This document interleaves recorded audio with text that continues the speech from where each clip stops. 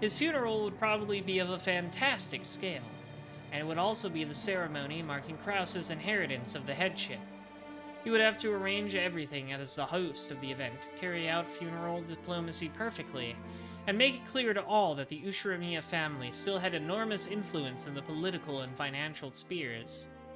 As Nanjo watched Krause, he was vividly reminded of the time when Kinzo had been suddenly selected as the Ushiramiya family head, when Kinzo had been lost and confused. In this way, he was able to understand Krause's distress and sympathize with it. Natsuhi's sobs eventually subsided. Watching this and leaving Kumasawa to care for Natsuhi as a fellow woman, Genji returned to where Krause was. And, as though asking what should be done, Genji lowered his head slightly. 手続き等は私と源氏さんでやろう。クラウスさんはまずは親戚の方々に連絡した方がいいでしょうな。Krause, with his hands over his eyes still, didn't respond. Perhaps even though he had known this day would come, Krause really couldn't hide his shock at how suddenly it had reached them. 私と南條先生にお任せを。旦那様はまずは奥様とご相談いただくのが良いかと思います。Maybe she heard that, or maybe it was a coincidence. As though responding to Genji's words, Natsuhi came over. Her eyes were red from crying so much, but she apparently understood the heavy responsibility that had been imposed on them even better than Krause did.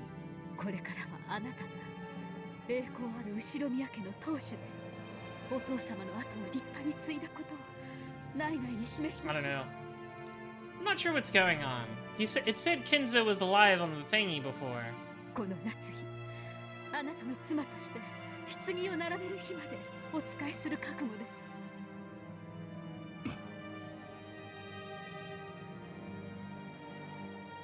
Trying to encourage her husband, who was overcome with shock, Natsuhi lent him some reassuring words.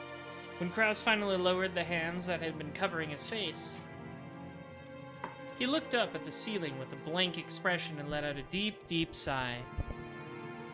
どうかしっかり。お父様の残したものを食い荒らそうと目論む輩が大勢いるのですよ。私たちはお父様の名誉と財産を守るために戦わなければなります。それが後宮家当主の最初の仕事ですよ。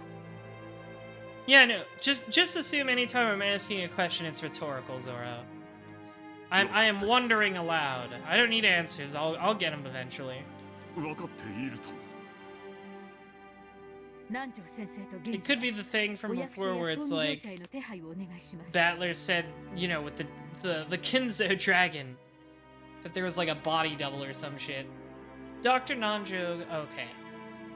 特に現地、お父様の葬儀にふさわしいものとなるよう、特に手配を頼みますよ。かしこまりました。それから南條先生、お父様は病院でお亡くなりになったわけではないので、場合によっては解剖が入るかもしれませんな。なんとかなりませんか。亡くなったとはいえ、お父様の大切なお体です。傷をつけるなど耐えられることではありません。 I feel like autopsies are pretty normal stuff. I don't really consider that damaging a body. 気持ちはわかる。だが、そういうところをきっちりすることも大切だ。それにこう言ってはなんだが、難しい親族の方々が多いんじゃないかね。 Who knew how those vultures after the inheritance might try to find fault with them? They might claim to have found some reason to suspect the cause of death, using that as a point of contention to start some trouble.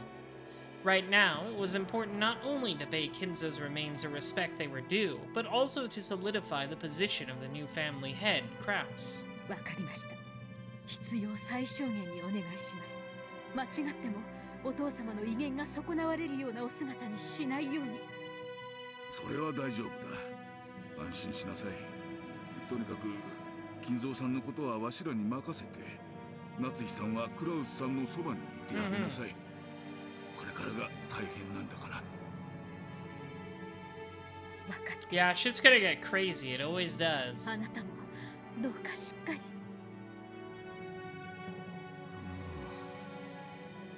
Kraus was still staring blankly at the ceiling with a befuddled expression on his face. She understood the shock and heavy responsibility he bore. Natsuhi understood her husband's feelings as much as anyone. 親族への連絡は私がします。今だけは休まれてください。Kraus didn't respond. Natsuhi, thinking him to be just a bit unreliable at the moment, decided she must offer her support. Seeing her husband like this actually spurred Natsuhi to action, and a resolute expression rose to her face. これから忙しくなります。今できることを始めましょう。夫はきっとお父様と二人きりで話したいこともあると思います。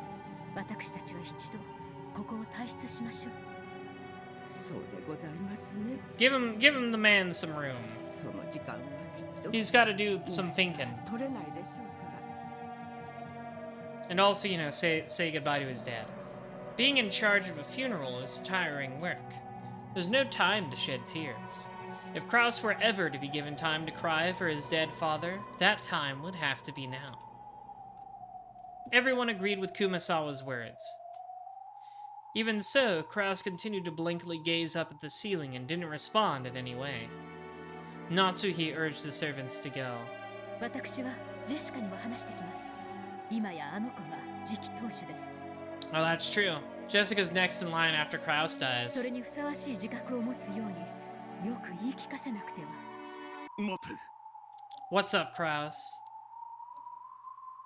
As they each started to make their way out of the study, Kraus finally spoke. They stopped walking. はい。待て。はい。 Yes? Hadn't she already stopped walking, just like her husband had asked? But despite that, he told her once again to wait. From those slightly weak words, Natsuhi understood that he'd probably stopped her because he wanted her to be by his side. お前たちは下へ。私は夫と言います。何かあったらここに電話するように。かしこまりました。だから待てと言っている。What? Alright, chill out, Kraus. What's going on? When Kraus suddenly raised his voice, everyone jumped and turned around. Unable to comprehend what she had done to spark her husband's wrath, Natsuhi ran up to him. どうしましたあなた。私は何か失礼なことを口にしてしまいましたか。だったらお許しを。いや、違う。そうじゃない。そうじゃない。少し待て。時間をくれ。ええ、分かっています。心を整理するためにも必要です。私たちはその時間をあなたにあげようと、ここから静かに出ていくだけですよ。I want to know what's going on. だからそれを待てというのだ。いいか、誰もその場から動くな。You just need to get back into boxing, Kraus. That worked pretty well for you in 一 episode 歩たり 4. ともだ。疲れたなら、椅子にでもソファーにでも好きに座ればいい。だから何も喋らずに静かに黙って、何もせずにいろ。Those unreasonable words felt like a glimpse of how Kinzo used to be. Natsuhi couldn't hide her slight surprise at this behavior, which almost made it seem as though Kinzo had possessed her husband. Natsuhi told the servants to wait for the time being. She ordered them to sit on a sofa a short distance off, approached her husband, and spoke to him in a small voice. あなたがお命じになれば、夏日はいくらでも待ちます。とどまります。 What's going on? What's going on with です Kraus? からどうか、お気を沈められてください。違う。そうではないのだ。そうではないのだ。Was it really blood, or was he actually being possessed? Kraus's disorderly style of speech strongly resembled Kinzo's. As she watched this, Natsuhi became certain that Kraus was Kinzo's son after all, and that he was the true successor, more suitable than any of them. こっち。 Kraus stood up and headed towards the window, trying to lengthen the distance between himself and the servants waiting on the sofa by even a small amount. Natsuhi realized that he must have something secret to discuss. はい、あなた。何事ですか？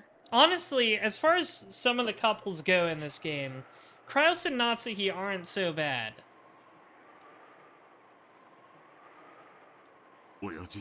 I feel like, as far as Kinzo's kids go, they're all surprisingly well adjusted than you might initially believe. Okay, yes, Kraus, we understand that. しかし、もうお亡くなりになりました。 Yeah, except Rosa. I was gonna say except Rosa before I got cut off. Not Rosa. Kraus, Rudolph, and Eva are all pretty good to their own kids. Rosa sucks, but listen. そういうわけには参りません。そうじゃない。今はまずいんだ。 Like, Rudolph's biggest crime is cheating on Asumu, I guess. Like, he was obviously cheating on her with Kyrie before she died. どういうこと We know で that す for a か fact. 親父の財産を担保にしている。 Oh, okay. 相続問題になれば隠しをせない。 Whoopsie!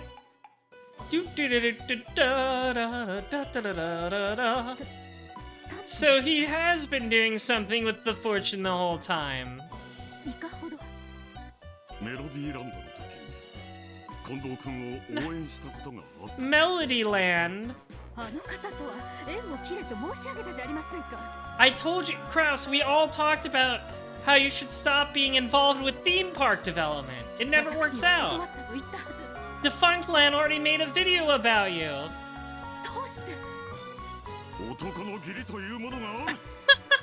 断れなかった。 Kraus claimed to hold honor as a virtue. However, Natsuhi knew that he most often used this as an excuse for when he reluctantly went along with some deal that he just couldn't refuse. お金に余裕があるならいざ知れず。この島のリゾート計画でかなりの借金をされたのではありませんでしたか。 How much money? 方々で恩人に世話になったのだ。 How much money? それらを返済するためにも座しているわけにはいかない。返済するためには金がいる。金を生むためには金がいる。 You need money to make money. この島の計画だって企画会社がおかしなことにならなければ順調だったのだ。都の役人とも連携は取れていた。東京都の新しい観光スポットになると知事の太鼓判ももらえていた。 Yeah, oh, come on. You're telling me the governor was like, yeah, this remote island off Japan will totally become a hot new tourist spot for Tokyo. 私の根回しは完璧だったのだ。たまたま巡り合わせとタイミングが悪かった。 What an idiot. ちょっとした運のすれ違い。 Bad luck. That's just a bad place to put a resort. あれは事故なんかではありません。詐欺です。あなたは騙されたのです。初めから彼らは It was a prank, bro. 計画など描けていなかったのです。そんなことはないぞ。土方君のビジョンは先見性にあふれていた。 He just didn't understand the vision, Natsuhi. Disneyland France will be 世界 real. と未来に目を向けた広大な視野は、私が夢だと信じていたものなど、夢が広がる。世界に未来に。夏日も一緒に聞いていただろう。ええ、聞いていました。そしてお帰りになられた後に申し上 I げ thought た it の was です a load of bullshit, あの probably? 方はうさんくさい。 Yeah, 語る basically. のは未来ばかりで地に足がついていない。 Kraus is quickly working his way up the ranks of funniest characters in this visual novel. これ以上お付き合いしてはならないと。 Like, he was already pretty funny before, but he's climbing that ladder. 土方君は立派な好青年だ。彼の生き様からは学ぶことも多い。 Kraus is such a dipshit, it's great. 彼は若いが尊敬できる。彼のことを侮辱することは許さんぞ。あなたは同じことを月旅行の時に The おっしゃいま moon した。 turns!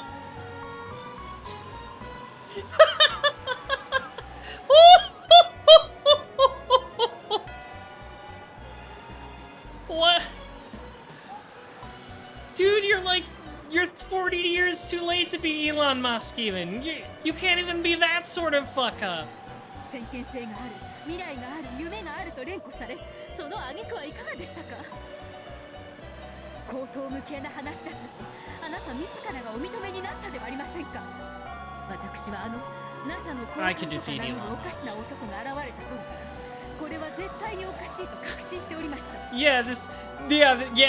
God, Kraus is such a moron. He's such a dipshit.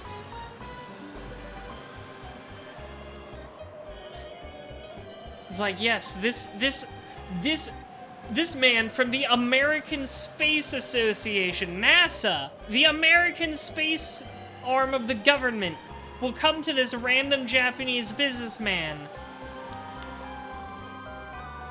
to build tourism for the moon. How do I feel about Kraus trying to build a resort on my home? Terrible. I'm glad it fell through. What an idiot. No resorts on the moon. I live here. I don't trust foreigners anymore. That means I learned.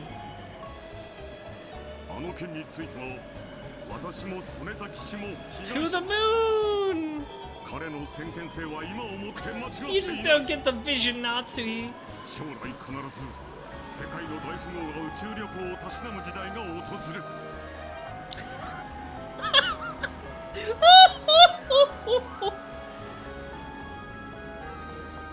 Well, he wasn't wrong about this part. You're just like 40 years too early.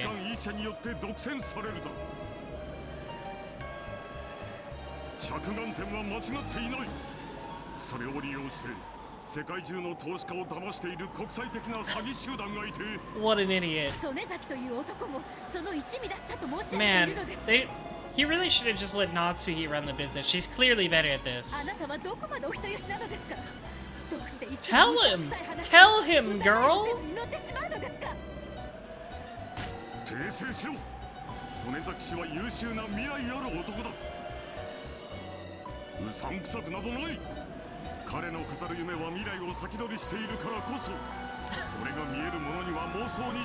Literally just, you don't get the vision.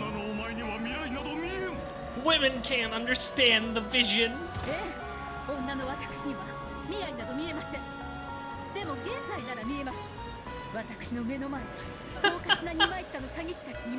Tell him! Get his ass!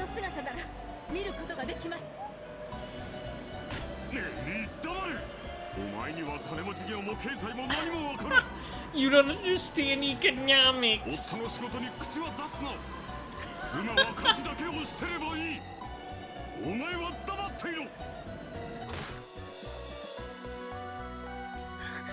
I'm glad Natsuhi is finally standing up for herself.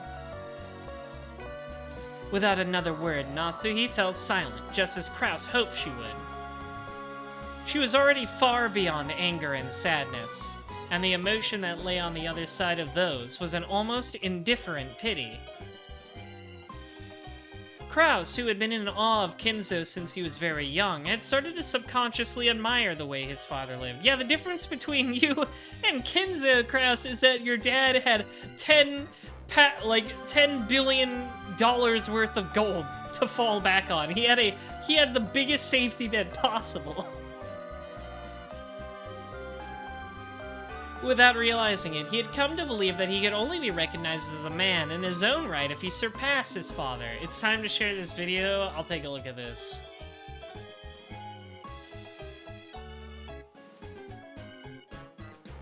Oh, okay. This is that guy who makes Umineko meme videos. I've seen him before.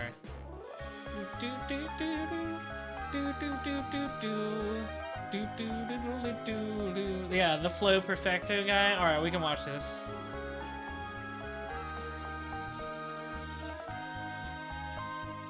No, it's fine. I'll window capture it.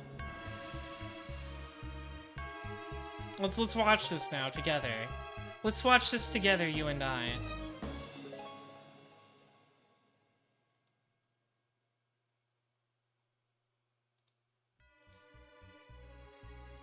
Let's see how this looks.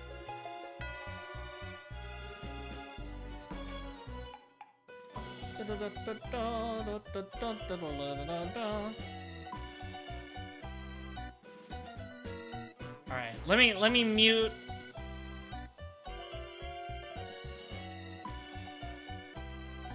Oops, I accidentally pressed the record button. Let me mute this real quick. Let's watch this video.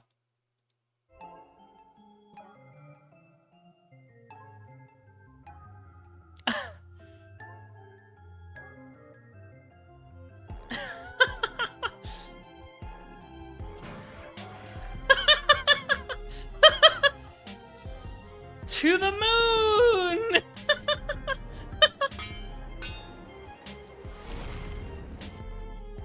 I've seen a few of this guy's videos that didn't spoil me. They're really funny. Wait, get that shit off my moon. She said, "Where are we going?" I said, "The moon." Great. Great stuff. Great stuff, everybody. Good work, Kraus. What a moron. Alright, back to the visual novel.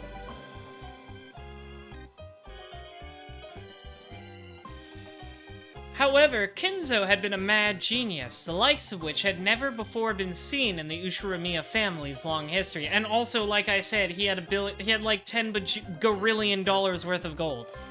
That talent was a gift from heaven. And it definitely wasn't genetic, much less something that could be learned. Listen, you just have to be fucking crazy to be like Kinzo. To give the two of them a chance to talk alone, Natsuhi told the servants not to tell anyone about Kinzo's death, and they left the room for the time being.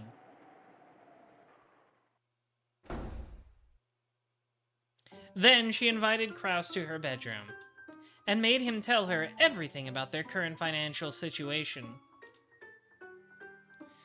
These were things that Natsuhi hadn't been told about, under the assumption that a woman had no business knowing. I don't think Kinzo's a moron, but he definitely money-headed his way into success. Like, the gold was his start. With that much money, he could basically buy whatever he needed to start whatever business he wanted. I don't think Kinzo's an idiot, but he definitely had resources that literally nobody else has ever had.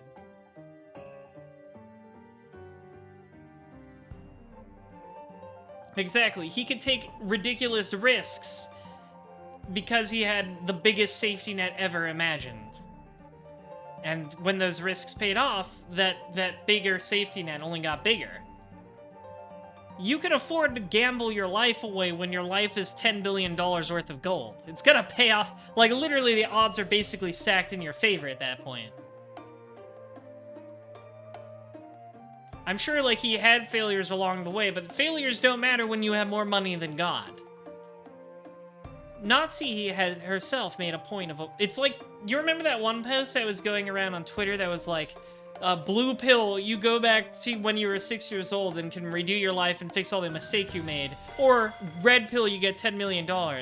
And my thinking is that, like, none of the mistakes I've ever made in my life matter if I have $10 million. It's exactly the same thing. Anyways. However, this might also have meant that she had abandoned her duty as a wife to protect her family. The depths of this sin had been made quite clear to Natsuhi. Kraus was probably tired of trying to defend himself. Perhaps because he had gotten a headache, he hid his face and sank into silence.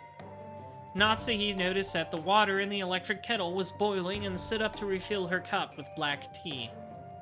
When she touched the cup of black tea, she noticed it for the first time. The sound of the cup and the saucer clinking together told her that her fingers were shaking. Kraus had built up a large debt to obtain funds for his various projects, and to cover the losses when they failed. Of course, he had put the mansion and property up as collateral. However, doing such a thing above board would result in the mortgage being registered. In other words, there would be a record that Kraus had put Kinzo's wealth up as collateral to obtain a loan without anyone's permission. Kinzo, Eva, and the others must not learn of such a thing.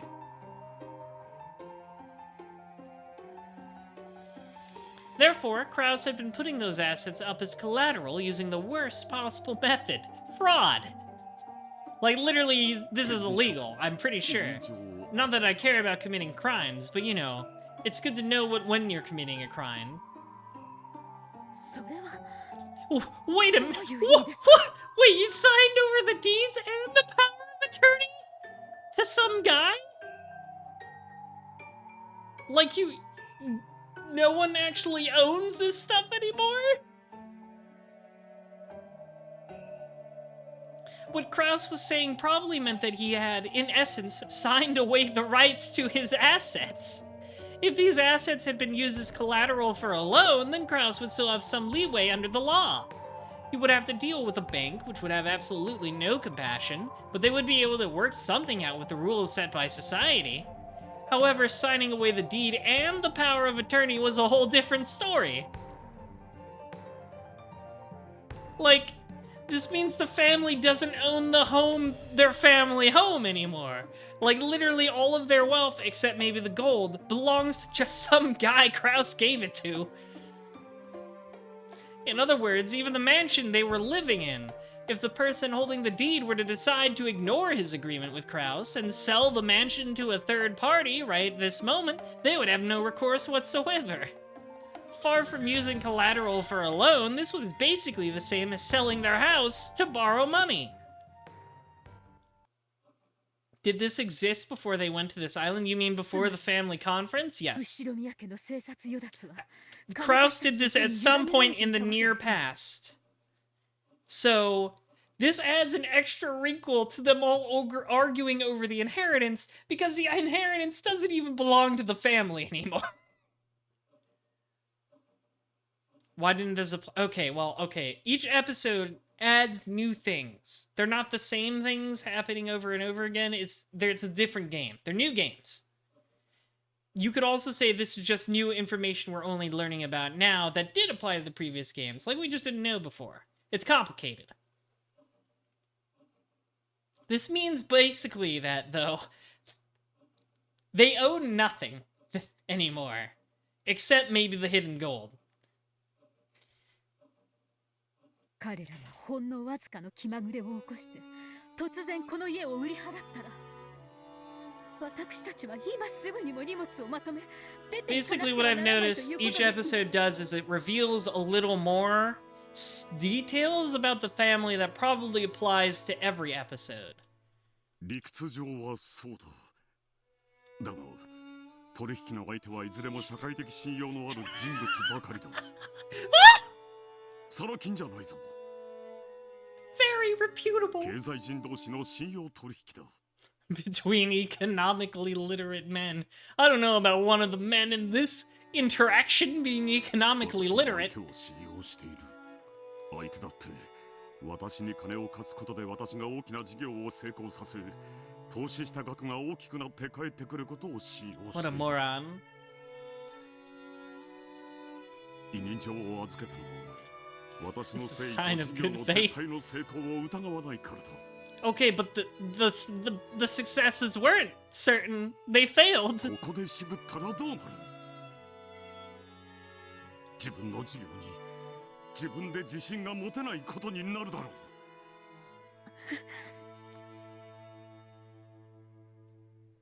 If you were such a successful businessman, we wouldn't be in debt now, would we? Natsuhi only barely stopped herself from saying that. お父様 She が should 亡く have なり said ま it. した。するとどうなりますか？あなたの借金が白日のもととなり、他の兄弟たちに咎められることになるわけですか？それだけでは済まない。多分刑事訴訟にも。 Yes, this is very illegal. 刑事訴訟？どうしてですか？君は知らない方がいい。 It's better. Just don't think about it. 絶対にこのことを誰にも知られてはならぬと。 Krauss looked at the floor shamefully, shaking his head over and over.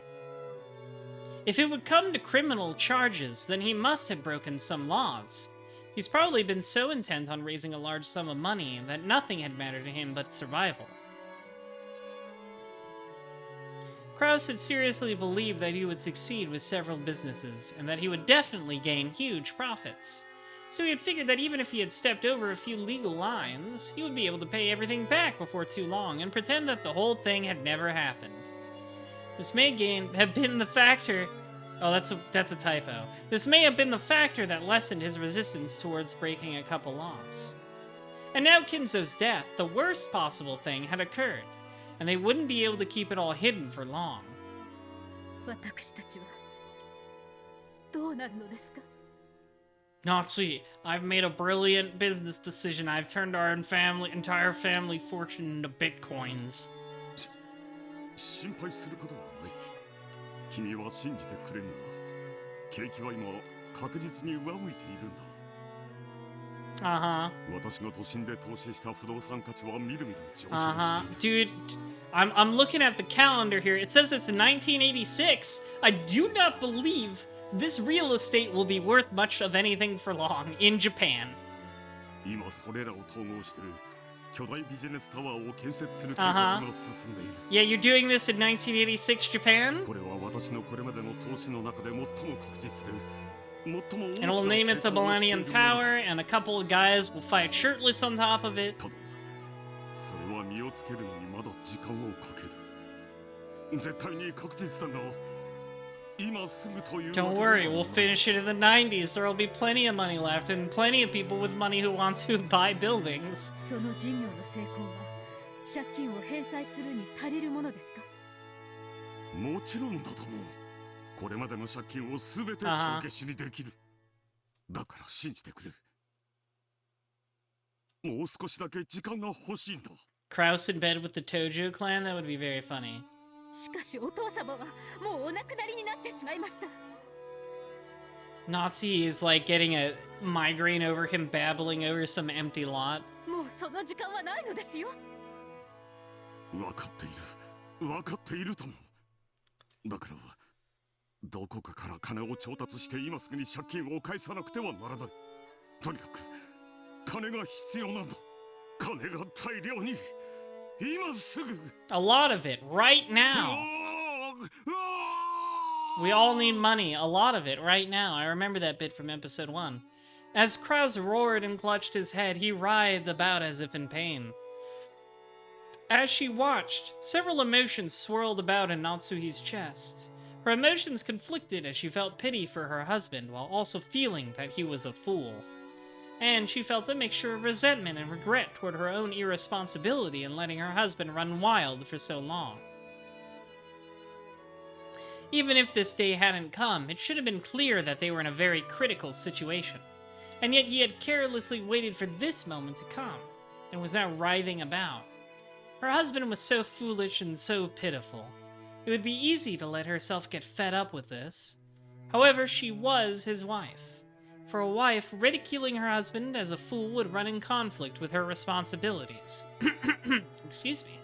If he was a fool, then she would have to support him enough to compensate. However, she didn't have a clue what she should do. Since there had been such a massive amount of money within arm's reach, it was only natural that Kraus had tried to dip his hands into it. It would also be easy to tell him to be a man and give up on all of it. That would also run in conflict with her responsibilities. Nazi is like running through this like it's the 3 laws of robotics. Like, just make a decision, lady. She was Ushiramiya Natsuhi, the woman who had become Kraus's wife and sworn to support him, the new head of the Ushiramiya family, for her whole life. She had to somehow help her husband in his efforts to raise money. She understood it logically, but she couldn't suppress the indescribable dejection that seemed to rise up from the dark depths of her heart. Oh god, not the gold. 親父の隠し黄金。10トンの黄金なら200億の価値がある。あれさえあれば。そうそう。あれさえ見つかれば万事は解決する。夏日、あれだ。魔女の碑文だ。あれはどこ？一緒にどこ？黄金さえ見つかれば万事解決なんだ。そうさ。この島のどこかに隠されてるはずなんだ。あれさえあれば、あれさえあれば。一体あなた、やめてください。Kraus, excuse me, acting as excited as if he'd thought up a perfect, brilliant plan, grasped Natsuhi's upper arms tightly. Natsuhi couldn't help but be dumbfounded. She wasn't just taken aback because she'd heard him bring up something as fake-sounding as the hidden gold. This was Kraus, who usually mocked the story of the hidden gold, saying that it didn't exist and that it was all an illusion his father had created to borrow a lot of money. That was why Natsuki was doubly taken aback. You want to get Jessica in on it?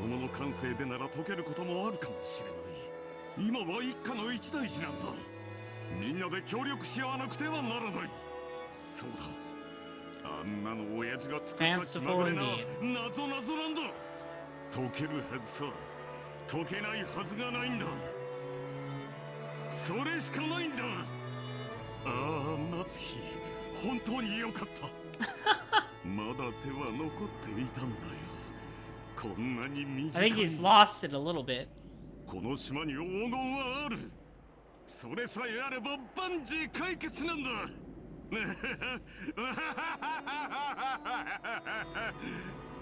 ノツヒ、ジェシカを呼ぶんだ。今すぐここに。家族の危機は家族で乗り越えよう。さあ早く。黄金はこの島にある。すぐ身近にあるんだ。Just gotta find. Ooh, what? Oh no, she actually did something. Unable to withstand the pain in the arm he was twisting in his excitement, Natsuki knocked Kraus aside. Kraus tripped over the edge of the bed, flopped over onto the floor. Like a fish. そしてどうか冷静になられてください。後ろ宮家の一大事にそんな夢みたいなことを言い出してどうするというのですか。夏日。あなたもよく頭を冷やされて現実的な金策をお考えになってください。私も頭を冷やしてきます。待ってくれ、夏日。Maybe he had come to his senses the instant he fell over. Kraus tried to tell Natsuki to stop, but she just kept walking. After closing the door forcefully, Natsuki dashed away. Natsuki ran through the corridor. Oh, hi, Genji. Even though she didn't want anyone to see her like this, she ran headlong into Genji. 大変失礼いたしました。奥様、お怪我はございませんか？私は大丈夫です。放っておきなさい。かしこまりました。あ、源氏、お父様の書斎はどうなっていますか？ Well, he's still dead. そのままにしております。南條先生は客間におられますが。そうですか。書斎の鍵は。Actually, wait, let me check the thing. Okay, he's not listed as dead here. Wait, no, I must have misremembered. He wasn't dead on the thing before. That's what I mean. Wait, no, I'm getting mixed up. He wasn't dead on the thing before, which is why I was confused about him being dead now. Yes, there we go. はい。ございます。He's not listed as dead in the thing now, though, so it must be some sort of weird trick. おかしなさい。しばらく私とお父様の二人きりにするように。もし主人に私のことを聞かれても知らないというのですよ。かしこまりました。After grabbing the key to the study that Genji was holding out to her, Natsuki rushed up the stairs.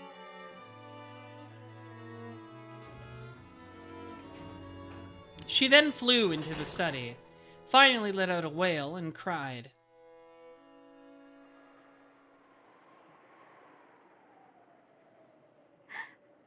お父様、愚かな私たちをどうかお許しください。私と主人はお父様の築き上げてきたものを受け継ぐことができます。罪深く愚かな私たちをどうかお許しください。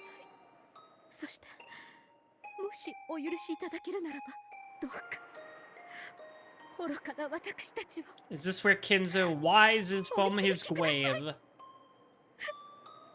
Clinging to Kinzo as he slept in the bed, Natsuki cried even harder. She kept imagining Kinzo sitting up suddenly and patting her head. No, father isn't the type of person to pamper, that's true. That's for fucking sure. More likely he'd yell at me to stop being so noisy. However, neither of these imaginations came true, because it was an undeniable fact that Kinzo had entered an eternal sleep. But even so, Natsuhi begged the sleeping Kinzo to forgive and help them. It was still only a few hours after his passing. Perhaps his soul was still here, listening to her. Believing this, Natsuhi begged for Kinzo's forgiveness and help even more earnestly. Oh, there we go. He woke up. He was just taking a nap. He was just having a nap. Grandpa's awake. That voice made Natsuhi jump up in surprise.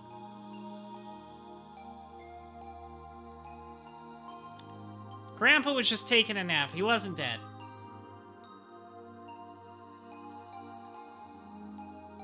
When she faced in the direction that the voice had come from, she saw Kinzo sitting at the study desk, folding up his reading glasses.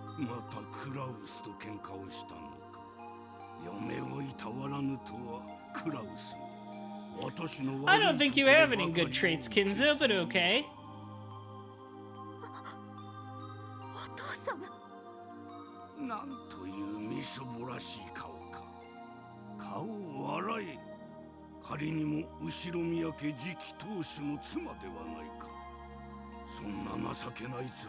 That's true, Kinzo can be pretty funny. He's being pretty funny right now.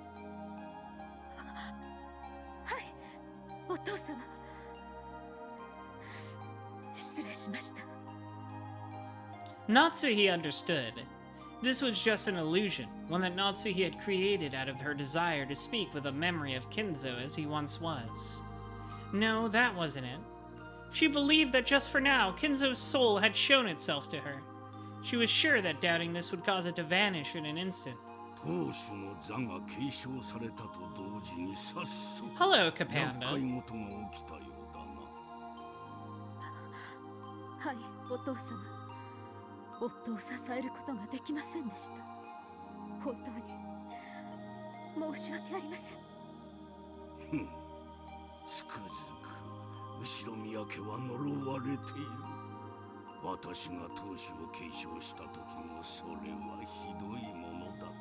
Yeah, there's a lot of tulpas in this game.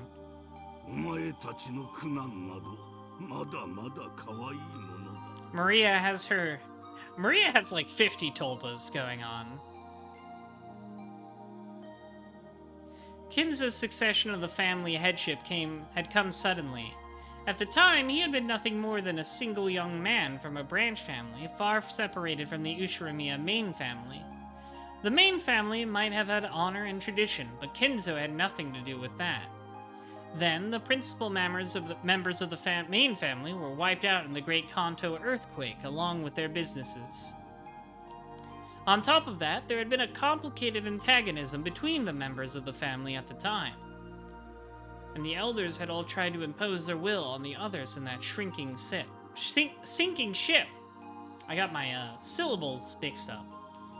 Because of this, they weren't even able to elect a leader to revive the Ushiromiya family. They then found a common ground and selected Kinzo, a youth with absolutely no ties to any of the opposing elders, to be the head. So the elders hadn't really trusted Kinzo with the rebuilding of the Ushiromiya family. Kinzo had been nothing more than their puppet, with his arms and legs pulled in opposite directions.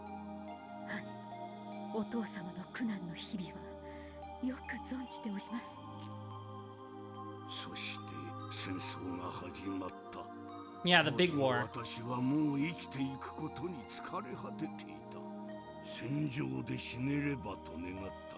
Wow, I didn't know he was in the military.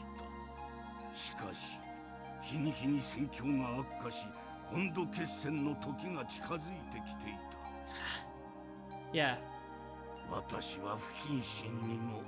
Well, it came and went quickly. After listening to the approaching footsteps of that Reaper day in and day out, it is said that Kinzo started cutting his ties with this world one by one.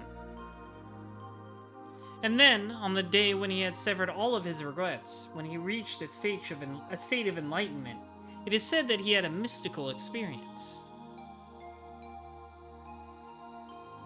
Yeah, I just assume all the people all the branch family members that put Kinzo in charge are just no longer around. It is said that he met her, the Golden Witch, Beatrice. That's fucking crazy! その日を境に古き私は死に狂気の魔力を得た新しき私が誕生したのだ。存じております。そして戦後、お父様は天才的辣腕にて後宮家を復興させるのです。The now deceased elders who knew Kinzo at the time had whispered to each other that Kinzo must have bumped his head on the battlefield and returned with a different personality. That was how much Kinzo had stood out after the war. Whether the story about Kinzo meeting a witch was true or not, there could be no doubt that the extraordinary experience of war had prepared him for death and let him reach a state of enlightenment. If he wanted to describe the mystical experience following all that as a meeting with a witch, that claim certainly shouldn't be dismissed out of hand. そうですね。お父様は戦争からお帰りになり、魔女ベアトリーチェを従え、真の意味での後宮家当主となられたのです。そうだ。ベアトリーチェに出会い、ベアトリーチェ。私は当主と呼ばれるだけの人形に過ぎ、私は黄金の魔女を従えて初めて当主たり得たのだ。お父様、その黄金の魔女は Absolutely 新しい not. 当主である夫クラウスには力を貸してくださらないのでしょうか。貸すである。Oh, that was not the response I 真に expected. 当主を継承したならば。真に継承するとはどういう意味ですか。真の意味で後宮家の当主としての責任と誇りを持てるかどうかということだ。夏日、お前ならば分かっているはず。当主とは血で継承されるものではない。魂と信念によって継承されるのだ。クラウスが我が長男であっても、それ I が don't な think he くては does. 真の I 当 think 主とは Kraus is just 呼 a べない。 dipshit. そしてそれが心に宿されていたなら、その人間はたとえクラウスでなくとも立派な新しき当主である。黄金の魔女ベアトリーチェはその真の当主に力を貸すである。そうであるな、ベアトリーチェ。Oh, she's here. This is fast. I mean, this is not the real one. This is the peace version of Beatrice that is being controlled by Lambda. When Kinzo called the witch's name, gold butterflies seethed out of every corner of the room. This fantastical scene had an otherworldly beauty to it. It was like standing in the midst of a blizzard of golden flower petals being blown about a rose garden of gold. As Natsuhi stared at the scene in shock, the gold butterflies gathered and formed a human shape.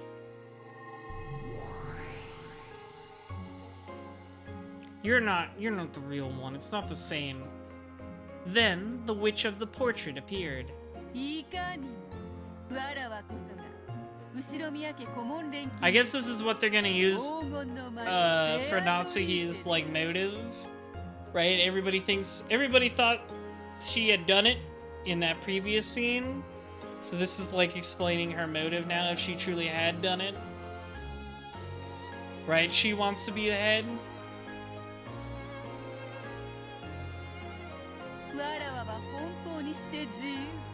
That's my current theory, I guess. I love running rampant.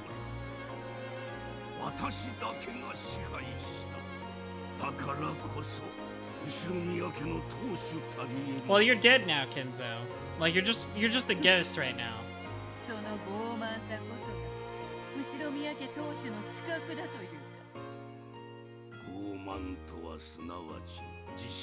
think I'm gonna have to turn down the music a little. Yep.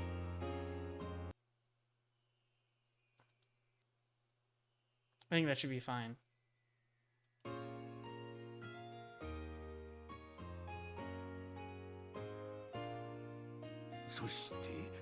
I think that's balanced better. It was overpowering the voices a little bit. だからこそ私はお前を支配した。傲慢を語る男がそれを実現していく様を見るのは心地よいものだ。 Quite pleasant. 実行は強運なる者の言い訳に過ぎぬ。真の王者は持たぬ It's も true, のさえ Sayaka Ohara is a true treasure. そしてその She has a 傲慢 great voice. 確かに実現してみせるのだ。わらわを支配できる者にはその王者の傲慢が必要だ。わかるか、夏日。真の王者はあらゆる苦難を恐れぬ。必ず乗り越えられると公言する。その算段がなくとはだ。だから弱者は希望を持つ。集い、あがめ、協力を誓う。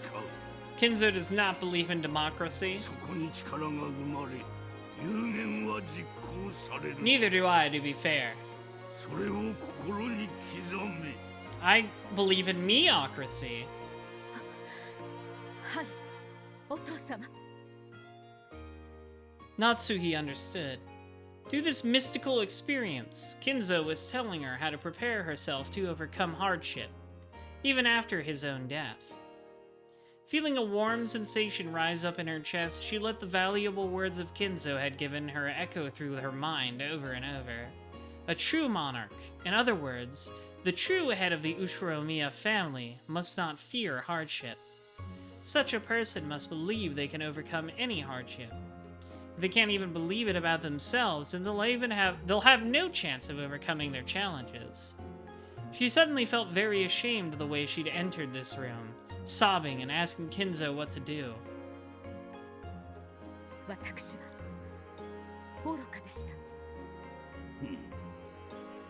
後ろ宮家の一大事に泣き言を言う暇などあるわけもありません。そしてお父様から後ろ宮家を引き継いだ以上、私たちは何があってもその名誉を守り抜きます。ほう、どうやってクラウスの借金を返済するか、その青写 I 真 feel を like she 描 would き she would draw better blueprint than Kraus, honestly. Beatrice laughed unpleasantly. No, that wasn't it. She was testing Natsuhi to see whether she possessed the mental readiness to be a true monarch. Natsuhi wasn't confused anymore. She answered clearly, gazing into Beatrice's eyes. はい、今はどうすればいいのか、その方法をまだ見つけることはできません。しかし、私の夫は新しき後ろ宮家の当主であり、私はそれを支える妻です。ですから、夫に代わり、私が宣言します。聞こう。後ろ宮クラウスと夏日は、必ずやこの苦難を乗り越え、後ろ宮家の名誉を守ってみせます。お父様にご心配をおかけすることはありません。クラウスの借金の規模と惨憺たる状況については知っておるな。はい、この屋敷さえも明日には立ち退けと命じられても拒めぬという最悪の状況です。遺産分配となれば親族たちに刑事告発さえされるかもしれません。 It is criminal activity. しかし心配には及びません。そうなる前に借金をすべて返済し名誉を取り戻します。 As she stood at attention with a resolute attitude, Natsuhi proclaimed this clearly with Ushiromiya Kinzo and Beatrice as witnesses. For a while, they remained silent as though weighing Natsuhi's resolve. Then Kinzo chuckled and turned away. よし。なぜにこやつが我が息子では。 You're way cooler than Kraus, Natsuhi. その資質を持つ女を息子がめとったことさえ、これもまたその My cringe fail son does not deserve such a non-cringe winning wife. ベアトリーチ、私の最後の命令だ。当主でないそなたの命令をもはや聞く義理はないぞ。ほう、ならば新しき後宮家当主の命令に従い。 He's gonna give it to Natsuhi for そ sure. なたはすでに当主でなく、クラウスは未だ当主ではない。わらわは誰に仕えよというのか。お前にそれを委ねる。後宮家の当主を受け継ぐ資格があるかどうか。 Ah, そして one-winged eagle. I swear to God, I want to read one-winged angel. Give her the katana.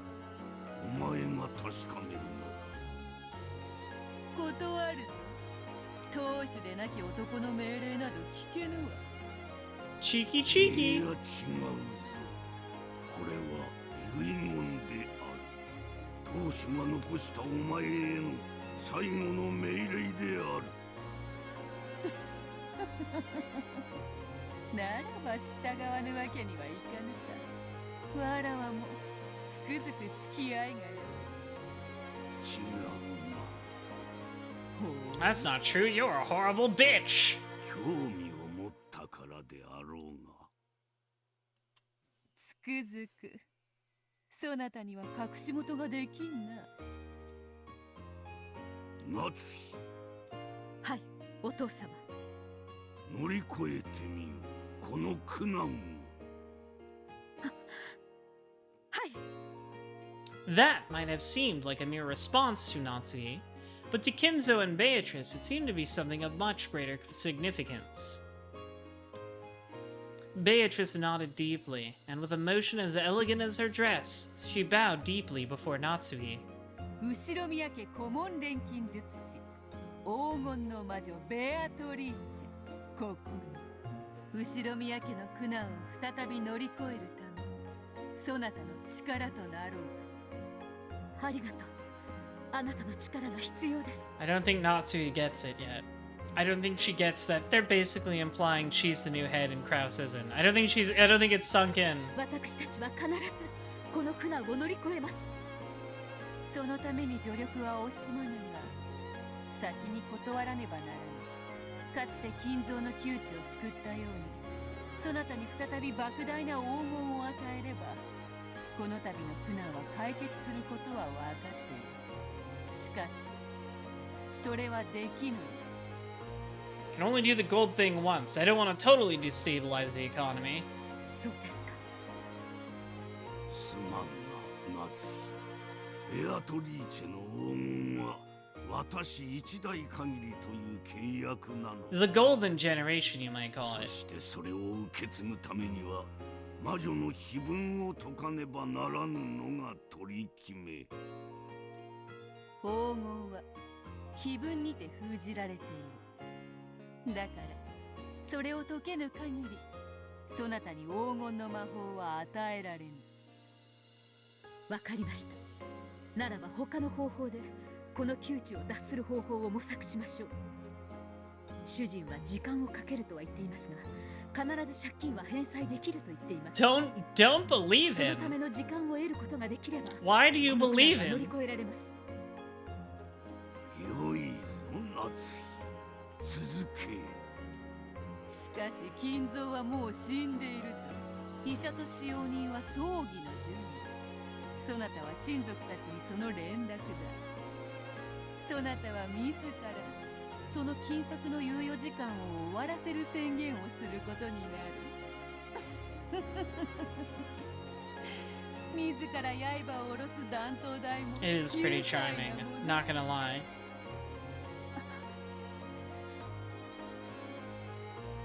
Startled, Natsuhi looked up at the ceiling. There wasn't actually anything there. But even so, Natsuhi had found something. 降りたか、魔力が。 Magical power? 夏日、決まったか。わらわに望む奇跡の魔法が。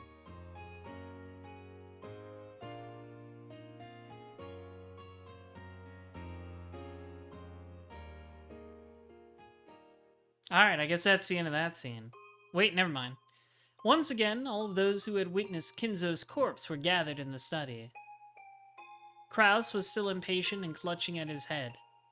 Genji was as expressionless as ever. Nanjo and Kumasawa wore bewildered expressions on their faces. But in stark contrast to all of them, Natsuhi wore a resolute expression. あなたにもう一度お尋ねします。金策は間違いないのですね。 Why do you believe him? Does that sound absolutely certain to 1 you? 年いやせめて半年あれば必ず実る計画なんだ。しかし今すぐにはどうしても無理なのだ。ならばそれを待ちましょう。しかしお前も言ったぞ。 Dad's gonna start stinking this place up soon. Even worse than the 死んで absinthe. しまった。お父様はお亡くなりになどなっていませんよ。まだこうしてご健在であられます。 When Natsuhi said this, everyone jumped and looked up, because they instantly understood what those words meant. However, Kraus alone didn't get it right away and asked her. それは Kraus, we're gonna lie. 親父はもう Kraus, we're 現に lying. そこに。繰り返します。お父様は未だにご健在であられます。ご自身の研究がお忙しいので、これまで以上に書斎を出ることはできません。 We're lying, で dear. すから私 We're たち gonna は lie to our お父様が family. 研 You 究 already に do 専念で this. きるように外務をすべて取り行い、お父様に不要なお仕事が及ばないようにしなくてはなりません。つまりそれはこれまでと何ら変わらないということ、理解できていますね、源氏。はい。片翼のわしの家具はこれからも親方様にお仕えいたします。熊沢、そして南條先生、私の話は理解できましたね。Wow, this time the servants actually are in on it. それでいいのかね、夏井さん。 So now we fully integrated the Kinzo was dead before the game started theory battler cooked up to kill that dragon into the actual game itself. しかし今この場にいる私たち全員が信じることでお父様を蘇らせる魔法 The を使う magic of ことができ lying. ます。無理ですよ奥様。そんないくらなんでも。解剖すれば死亡時期を特定される。不審がられることは避けられん。お父様はお亡くなりにならないのですから。 Nobody gets it. Nobody gets this incredibly obvious ploy. Of course, she wasn't planning to make it seem like Kinzo would live forever. The fake life given to Kinzo would only last until Kraus could repay his debts. Which will definitely happen. After that, Kinzo's soul would finally be able to rest in peace.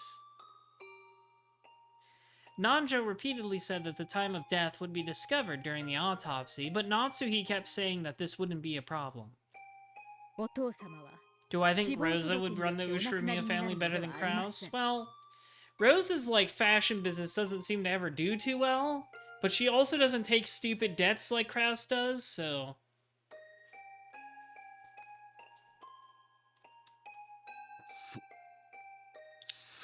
Now he gets it. 失踪届か。 After clapping his hands together, Kraus stood up, shaking his fists. そうです。借金が無事に返済でき、お父様にお休みいただける準備が整ったなら、その時にお父様の失踪を宣言します。 Did she get scammed? Maybe I just forgot that. Rokenjima's vast, uncultivated forest was the perfect place to stage a disappearance. One day, Kinzo would go out to the forest for a walk and never return. They would search for him without success and then be forced to report his disappearance. 失踪なら死体がなくても死亡届を出せる。つまり死亡時期を隠せるということだ。 Oh, that's right. I think I do remember that now, Chris. Thank you for reminding me. Still, 南條先生。 she gets scammed once instead of getting scammed like 100 times like Kraus does, so you know, she has a better batting average still. これなら何の問題もない。 Yeah, no, Rudolph might honestly be the best at business. He just does a lot of crimes. He does a lot of crime business, but he doesn't suck at it. そういうことにはなりますが。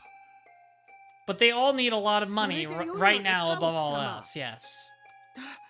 確かに私たちが黙っていれば親方様がお亡くなりになられたのは秘密にできるかもしれません。ですが Like Rudolph's legitimate businesses were fine. His crimes got found out and he got in legal trouble, if I remember correctly. I mean, Natsuki is like already she's like basically running things right now. I think Natsuki would do a good job. 声が大きいです。お父様はあちらでお休み中なのですよ。起こしてしまわれる It's つも so りです。 funny that Natsuki has to keep going, we're lying. Get it? We're lying. I'm not gonna say we're lying, but we're lying about when Kinzo died. Get it? It isn't a corpse. Kinzo is sleeping. As Natsuki said that, Kinzo lay quietly on the bed as though there were nothing at all odd about her words. Meanwhile, in the purple dimension,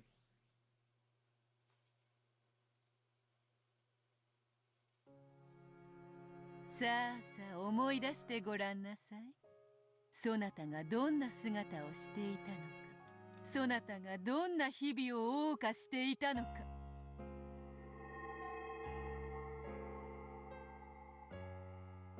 once again, a storm of gold butterflies started to swirl, covering Kinzo's cold body.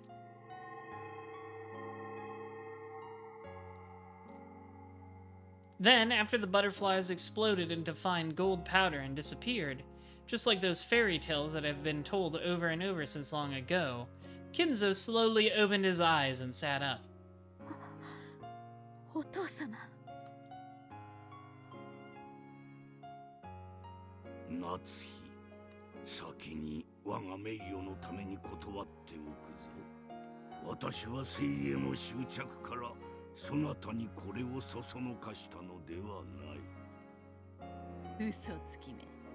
多少は予見していた The magic of lying. どうだ金蔵。体の方は。悪くはないが、どこか夢の中のような感じだ。重みがないな。この世にとどまることを許されぬ存在が。 You're kind of like a ghost, but solid. So, none of the benefits of being a ghost. お体は本当に大丈夫なのですか？本当に大丈夫なのですか？むしろ心地よいくらいだ。これが死後の世界の感覚ならば、幽霊気取りも捨てたものではないぞ。 これにてどうか、夏日。金蔵はよみがえった。故に葬儀は不要。そなたの苦難はこれにて解決だ。 He was just taking a nap. ベアトリーチェ。 As Natsuki tried to find words of gratitude amidst her confusion, Beatrice waggled her pointer finger and spoke. 感謝の言葉はいらぬぞ。支配者は傲慢であればよい。 わらわは頼みは聞かぬが命令には従うのでな。それでも言います。ありがとう。これで主人のために時間が稼げます。あとは私たちの仕事です。 Yeah, I'm sure he'll do. I'm sure he しかし will. 夏日、確かに金蔵はよみがえったが、それは永遠ではない。我が魔力が続く限りである。半魔法の毒素により。 Yeah, then it'll start rotting on the spot and it'll be really gross. 魔法の断りを正しく理解し、その維持に努める。わらわはそなたに奇跡を見せるが、それをつかみ、とどめるのは、そなたの無論です。あなたにもらったこの奇跡を、私たちは決しておろそかにしません。それね。なるほどな。主と Yeah, you gotta clean him out, hit him with those sticks. 気に入った。わらわはそなたに使えようぞ。後ろ宮夏日。我こそは後ろ宮家顧問錬金術師。黄金の魔女。ベアトリーチ。いつでも我が名を呼ぶがいい。さすれば現れ。わらわはそなたに奇跡を授けるであろう。ありがとう。私は後宮夏日、あなたを刺激し、後宮家の名誉を守ります。 Alright, that end scene. See, everything's fine. Kinzo was just taking a nap.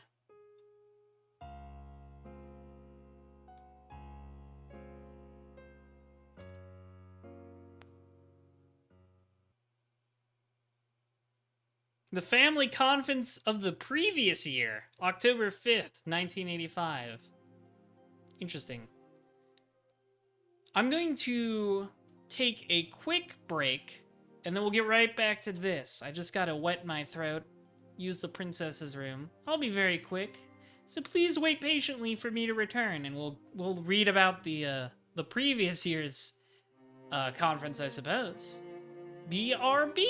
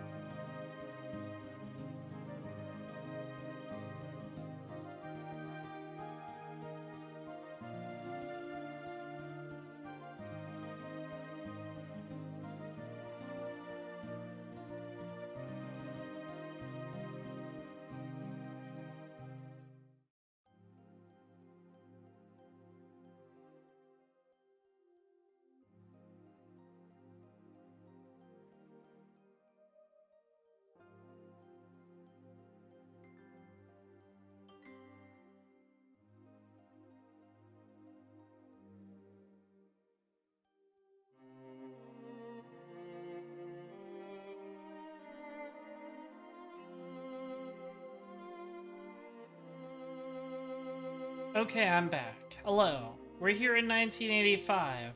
We've gone through... We're doing the Umineko classic that we started in episode 4, where we have a flashback, and then we flashback again, so we're double flashbacking, but it's 1985 now.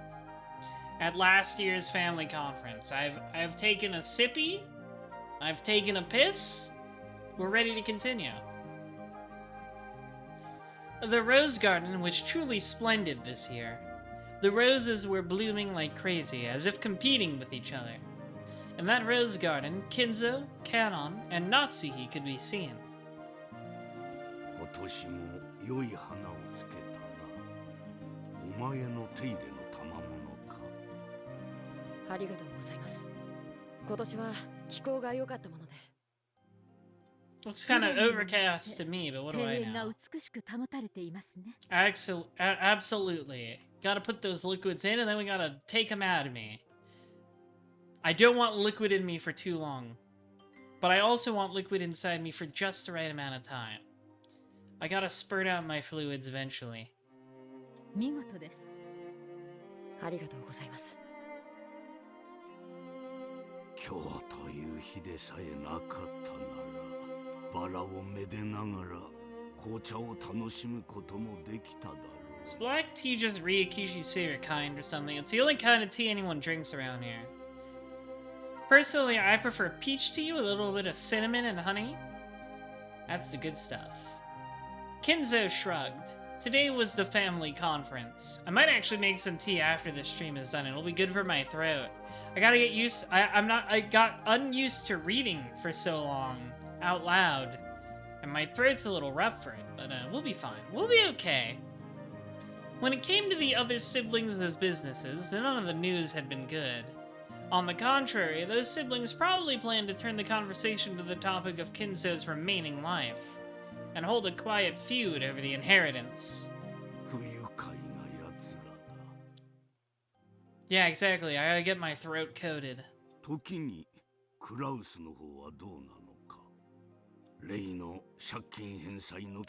Just spread that sticky stuff all over my throat. 確かに現実性のある計画のようです。ただ、計画の規模がだいぶ大きいようで、なかなか思い通りに結実しないようです。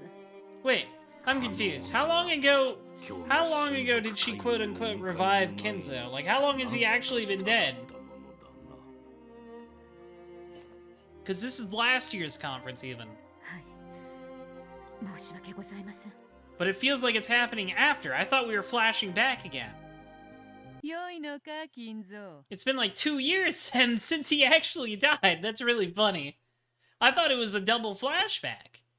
そんなところをのんびり散歩しておって。 Kinzo, you know you're technically dead, right? You can't forget this. This is important information. Beatrice is just hanging out, okay. How had she gotten up there? Well, it's fairly pointless to wonder about that sort of thing when you're dealing with a witch. Beatrice was casually sitting on the roof of the arbor, almost as though she had been basking in the sun. Wow, okay, so it was in 84 he died. Interesting. I thought that was like... I guess it wasn't immediately cleared to me that this was after. Yeah, interesting. So he's been dead for a while.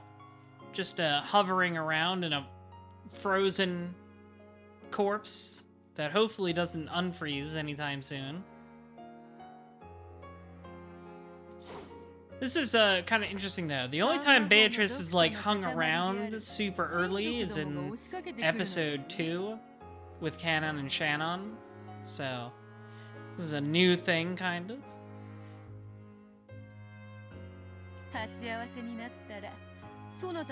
You'll fucking poof out of existence.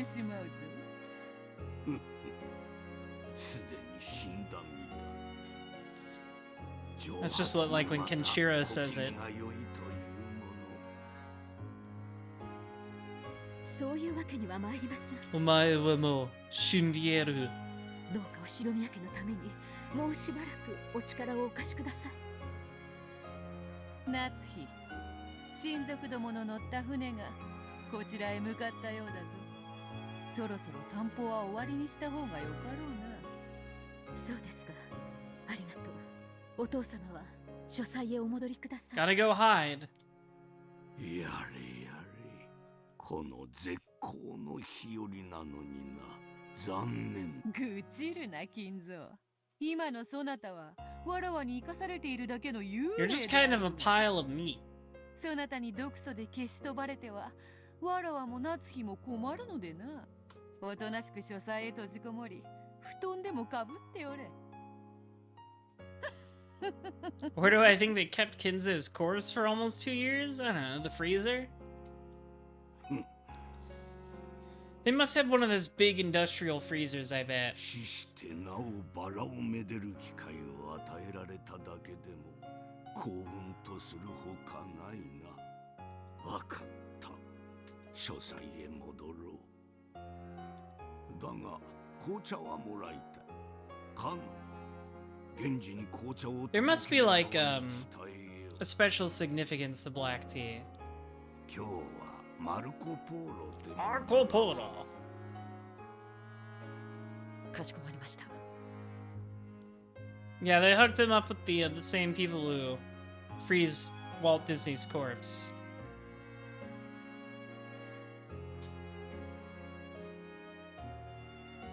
Well, yeah, they have the big furnace, but I mean, you'd smell it. 夏日、私抜きで見事親族会議をこなしてみせよ。 The corpse is in the suit of armor, yeah. 彼らの前で名乗ることはできませんが、主人はすでに後ろ宮家当主。私もその妻として恥ずかしくないよう微力を尽くします。 Honestly, girl, he's the one embarrassing you. いつを起こしているクラウスに比べ、夏日はなんと落ち着いたこと。Kraus stummy hurt? 我が息子が情けない。主人にも主人に He's a 才能があ tummy り ache ます。 survivor? そのお弱のところを支えてこそ私は妻なのです。 They do, yes, they do talk about the study having like weird chemical smells. しっかりやれ。 Everyone always assumed it was the absinthe, but I guess it's whatever they're pumping Kinzo's corpse with to keep it from rotting. 私は茶番の邪魔にならぬようおとなしく閉じこもっているとしよう。カノン、 His brother's getting embalmed. お父様を書斎までお連れしなさい。それから現地に紅茶の手配を。肩を借りるほど猛録しておらぬわ。Kinzo's leg just snaps off. Refusing Kanon's attempt to lend him a hand, Kinzo rose from the flower bed he had been sitting on. The retired head left everything in Natsuhi's hands and returned to the study at a gentle pace. 様になっているぞ。金蔵の亡き妻にも似た貫禄があるな。万一、 Who, you お know, 父様が Kinzo's 反魔法 wife の has 薬を got to be 投げた important at some point. 魔法を They 信じ keep て like いたりしない mentioning の her ですか？ offhand. 瞬く間だ。わらわは姿を消せばよいが。 I know it doesn't work like this in terms of the story's take on magic, but it would be really funny if like Kinzo was just like actually inhabiting a corpse that was falling apart. Like his arm just snaps off like a rice cracker. I think that would be funny. すでに亡者の金蔵は姿を失えばたちまちのうちに太陽の風に吹き飛ばされ塵と消える。用心せよ。 Yeah, they haven't named Kinzo's wife yet, but I feel like that's gonna be important. It might be 11th hour important, but I feel like it's gonna be important eventually. そなたには魔女の才能があるかもしれな Yeah, い。 we can do Kinzo's. We're just puppeting him around. 反魔法の毒素をために I'm Kinzo's wife? God, I hope not. それでもなお、そなたは魔法を理解した。わらわとの出会いが幼少の頃であったなら、そなたは今頃。 Yeah, unfortunately, that's Eva got that one, and look how that turned out. Eva got to be the 後 witch. ろ宮クラウスの妻で当主夫人です。名誉を守るためならば魔女にも鬼にもなりましょう。あなたの魔法の力には深く感謝します。 I'm pretty good at making up tulpas. What's a VTuber but a digital tulpa, really? I'm your tulpa, hedge funds. 後ろ宮家の名誉はあなたの力なくして守れませんでした。その話は機会を改めよう。その際はぜひ女同士二人きりでのんびり紅茶を楽しみたいものだな。スリランカに行った Girls be drinking tea. バラの香りの素敵な紅茶を送ってくれました。 Sri Lanka? ほう、リンブラか。悪くない。ならば茶受けはパティスが良いぞ。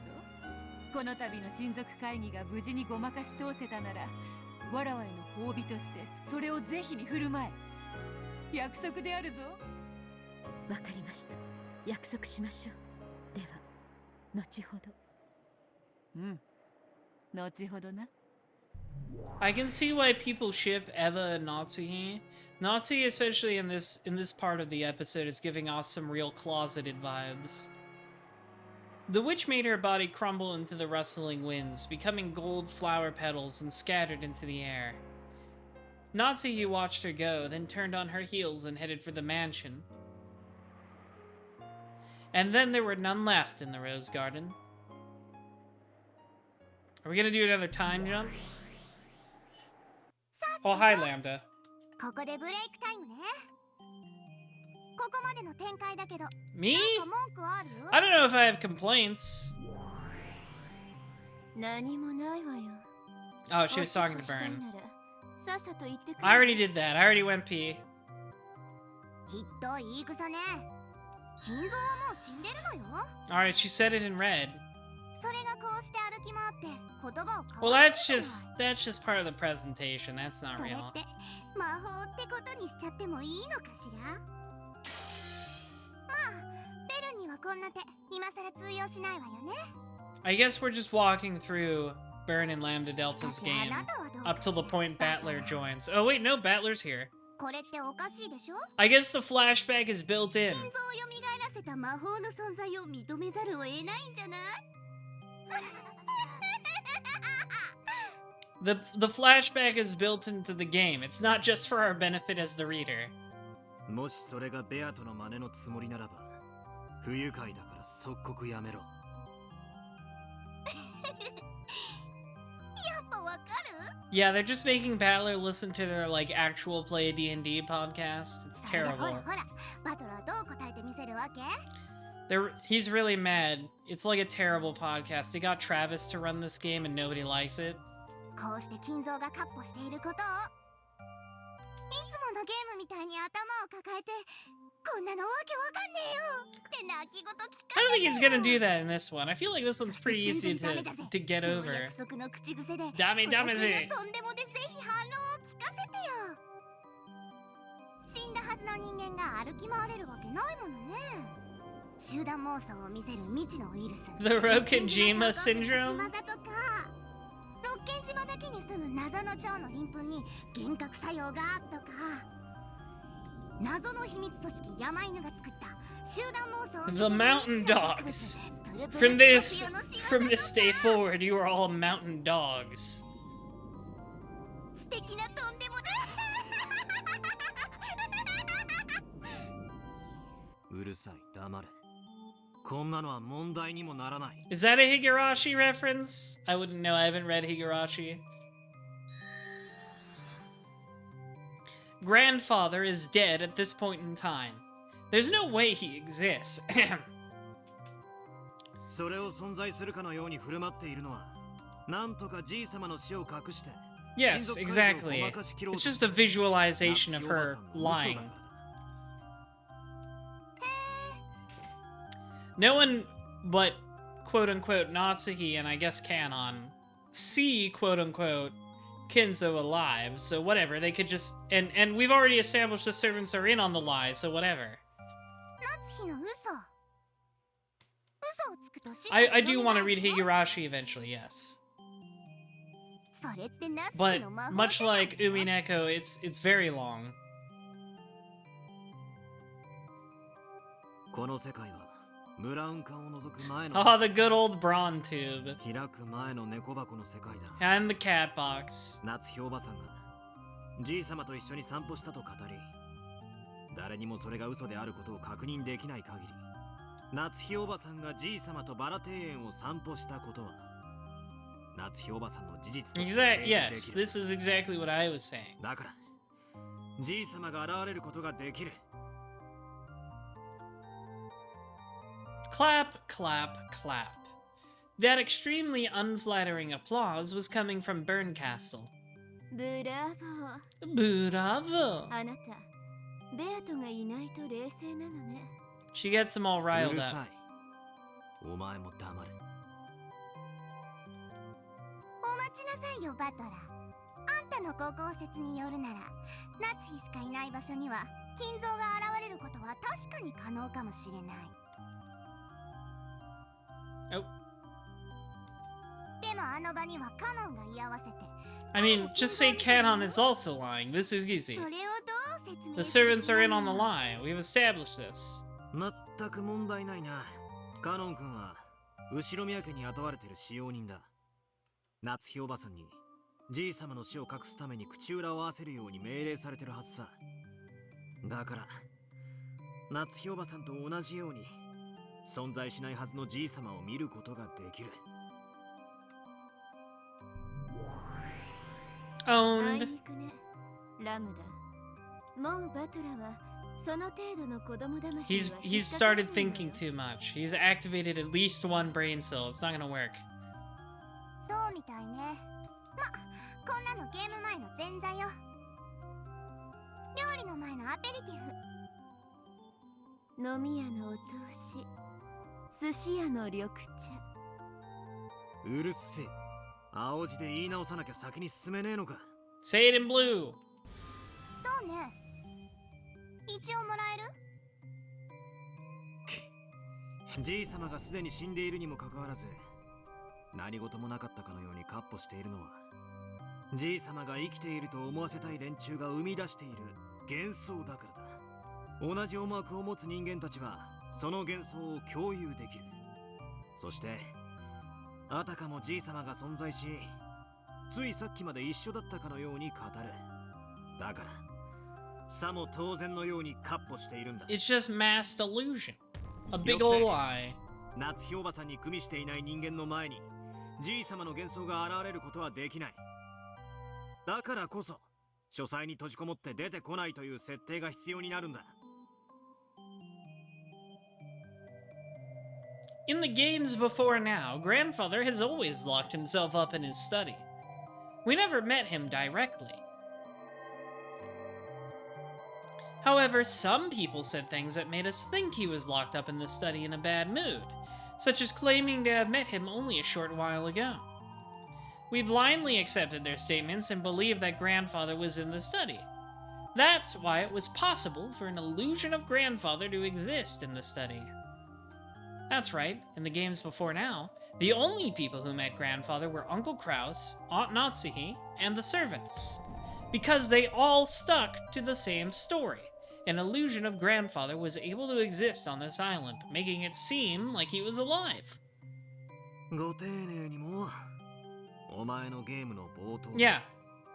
In this metaphor, Kinzo is basically Santa.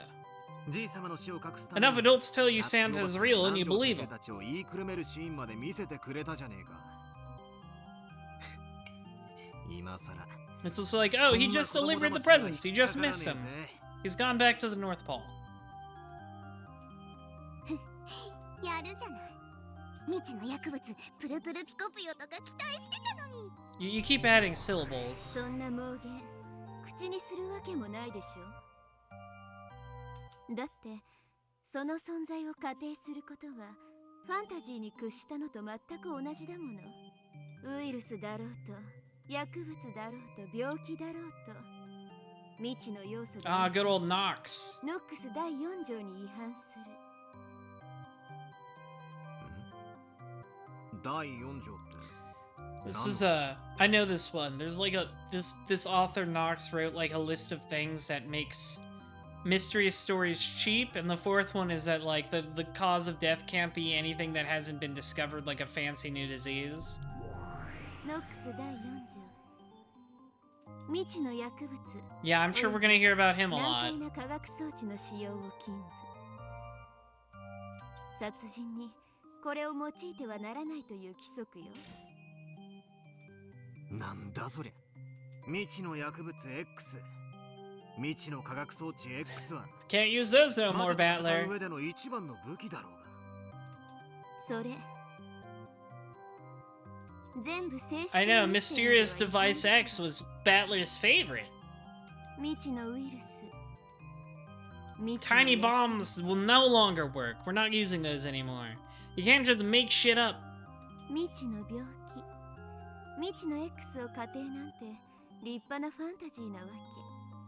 ご愁傷様。それがあなたの推理だったならあなたゲームオーバーよ。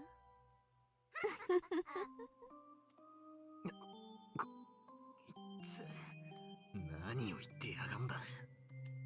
あなたはベアトと真正面から戦ってきたつもりでいる。でもね、本当は違うのよ。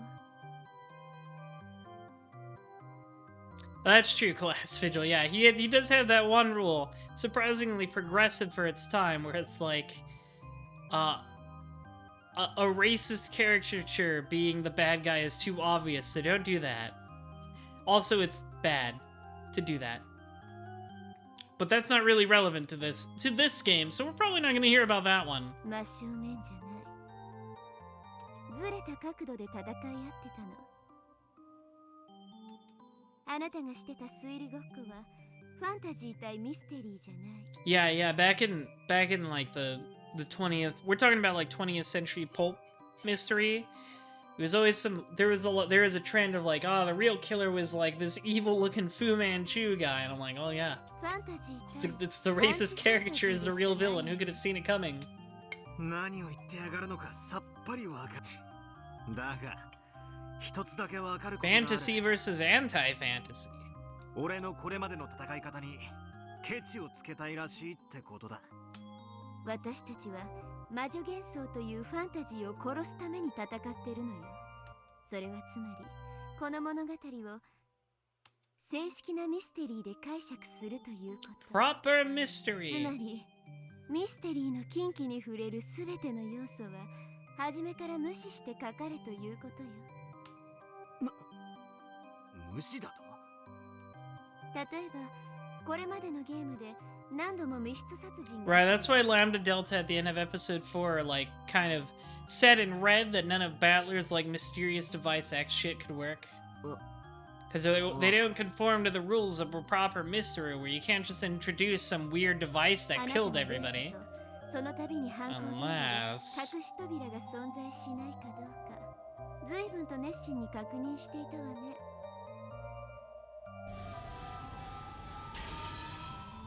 まるでそれ自体が戦いであるかのように。赤き真実を織り交ぜてガキンガキンと派手に。あれ、私に言わせると It's all 時間の bullshit. 無駄。だってノックス第3条で明記されてるんだもの。秘密の通路の存在。 Yeah, no hidden passages, none of that. ミステリーではね、秘密の通路はあっちゃいけないの。つまり正式なミステリーとして解釈しようとする場合、隠し扉があるのかどうかなんて論争初めからしたら負けなのよ。だってないんだから。存在するかもしれないと疑う時点で、もうゲームオーバー。つまり犯行現場に隠し扉が存在しないことが証明されてないから推理できないなんて。甘ったれたあなたはミステリー失格。 You suck at being a detective. その時点でゲームオーバー。ミステリーで解釈する戦いをしてるつもりだったんでしょ。ならミステリーのお約束にちゃんと従わなきゃ。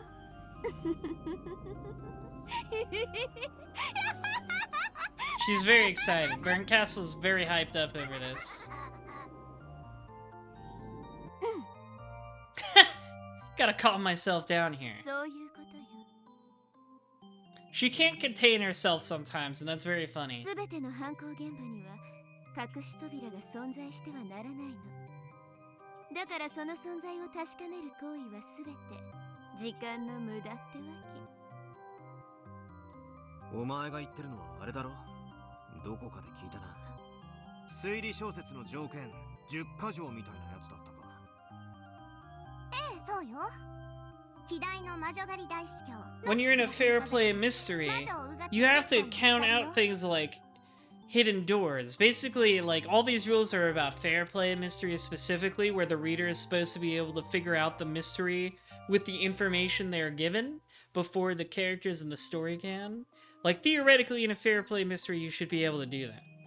So that's why there can't be anything like hidden doors, because that's information the reader is not privy to. It's cheap. It's a cheap trick. それこそが魔女幻想というファンタジーと真正面から戦い打ち破るための Yeah, 正 no, しい武器。 I think like a twin is another one of Nox's rules. Yes. さすがベルンね。厄介な武器を持ち込むこと、ファンタジーの大敵だわ。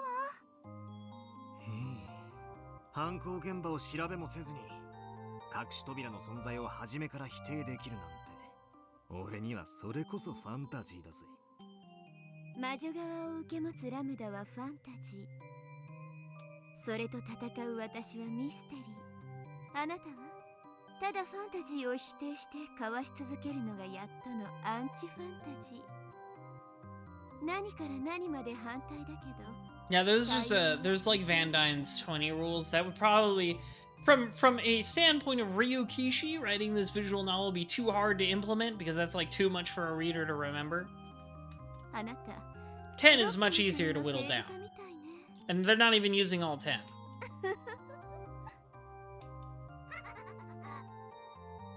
うるせえぞ。お前たちとわけのわからねえ話をするためにここに戻ってきたんじゃねえ。さっさと話を続けろ。 Story time, story 静か time. になさいよ。あんたの後ろの眠り姫が辛そうよ。 When he turned around, he saw Beato's living corpse resting in a chair. However, sweat glistened all over her body, and it felt like she was breathing a little harder than normal. She looked as though she was suffering from a high fever. ベアト、どうしたんだ？大丈夫か？大丈夫かって。あんたおかしなこと言うのね。その子を殺すためにあんたは戦ってるんでしょうが。あんたに合わせて第5のゲームを改装しているけれど。 Yeah, your whole point here is fighting that witches don't exist. If you win, Beato fucking disappears. ゲームは今ベルンがかなり追い込んでいて魔女幻想を打ち破ろうとしているの。その存在が否定されかかってるんだもの。苦しむのは当然だわ。あなただって今金像が存在するわけがないと魔女幻想を打ち破ったわ。 Whose side are you on here, あなた Battler? の攻撃がベアトに通った証拠よ。彼女のその苦悶は。 I tried to at least wipe away the sweat on Beato's forehead with a handkerchief. It's true I promised Beato that I'd let her die, but it was supposed to happen peacefully. I wasn't planning to make her suffer first. My goal isn't to make the sleeping Beato suffer like this before killing her. As if they had seen right through to my mixed feelings, the two witches grinned.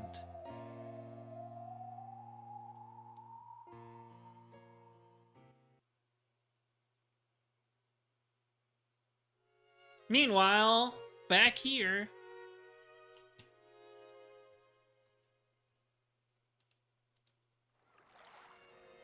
姉貴が遺産遺産って騒ぐから親父に聞かれちまったんじゃねえかよ。私のせいじゃないわよ。どうしようもないでしょ。たまたま廊下にいて聞かれてたなんて事故でしょ、事故。予算か二人とも。今回は運が悪かったと思って諦めるんや。男の機嫌なんてほっとけばコロッと治るもんやで。気分を害したお父さんがおかしな衣装を残さないでくれるといいわね。 He would never do that, certainly. The relatives took a deep breath and fell silent. こらマリアもはしゃがないの。 Oh no, she's being mean to Maria again. エンジェちゃんが転んだらどうするの。お待たせしました。船の準備が整いました。ほな行くで。 Wait, what do you mean? Oh, okay, that's right. They're leaving Anji behind. 今はぐちぐち言っても始 They're ま not ら on ん the で。 island yet. またのご来島 Or they're leaving the island. That's right. In 1985, they brought Anji with them. This is 1985, not 86. They did not bring Anji with them next time. Goodbye, Goda. You chunky man.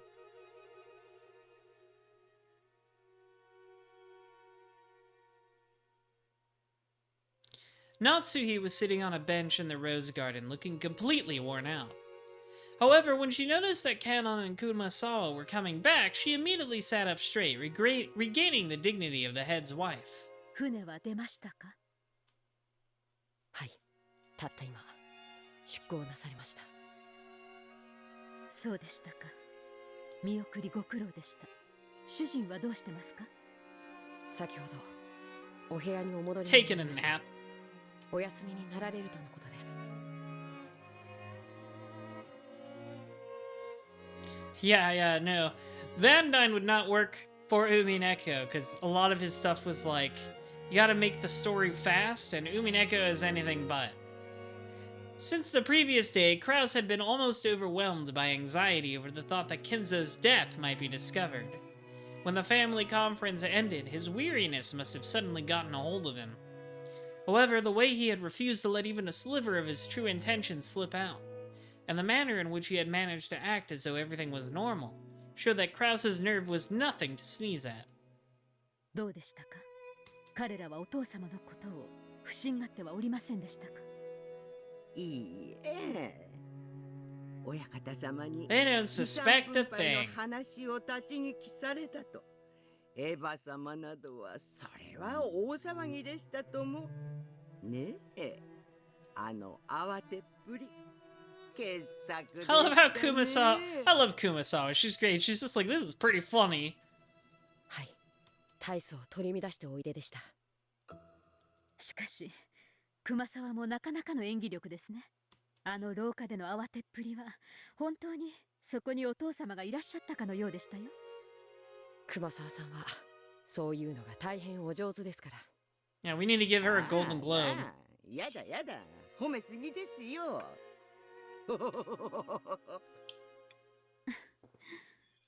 熊沢の病欠の電話は簡単に信じないよう。よく現地に Don't listen to what this old biddy says. それは手厳しゅうございますよ。奥さん。本当にご苦労でした。お前たちと源氏とシャノンには約束通り過去1ヶ月分の休暇の買い上げと Wow. 新たに5日の有給を与えます。 It's pretty nice of you. 秘密の手当ですよ。取得に際しては源氏と相談し、他の使用人たちに気取られないように。ええ。 Yeah, no. Kumasawa is definitely a model employee. ねえ。熊沢さん、声が大きいです。お、いけないいけない。そうですね。この話はこれまでとします。各自通常のお勤めに戻るように。そうそう、ゴーダに特別にお茶の用意をさせました。His special tea. His special いただく tea. ように。His specialty. Natsuhi let them know she wanted to be left alone for a while, so she couldn't drink some black tea in the rose garden. The black tea that had been carried all the way out to the bench was the Sri Lankan tea dimbula that she had promised Beato, along with some patis. Pati? I don't know. I don't know if that S is silent or not. I wasn't paying attention when they said it. Sitting on either side of the snack, staring at it curiously, the wife of the head and her witch could be seen. Her witch, huh? これ Bit パテ fruity. ィスですか。私はてっきり焼き菓子のようなものだとばかり。Apparently, Natsuki, not realizing that it had a curry-like spicy flavor, had started choking after putting it in her mouth. To describe it in Japanese terms, it was like fried dumplings stuffed with mashed curry-flavored potatoes. That sounds good, though, honestly. As a household dish, it would probably be pretty popular with the kids. However, it was something of a shock to Natsuki, who expected that a treat to go with tea would be sweet. 知らんのか？リンブラといえばこれだぞ。紅茶ならクッキー。ああ、チョコでもよいな。日本茶なら羊羹だが、塩昆布でもよい。中国茶なら小籠包。Like a samosa? Yeah, I guess it is like a samosa. わらわは月餅も好きだ。驚きました。随分と文化に詳しいのですね。まあ、伊達に千年は生きておらぬ。She gets around. 世界の名茶は一通り試した。お茶の世界旅行といったところか。確かに、それは立派な世界旅行ですね。このような紅茶の楽しみ方もあると、今日初めて知りましたので、これは貴重な体験です。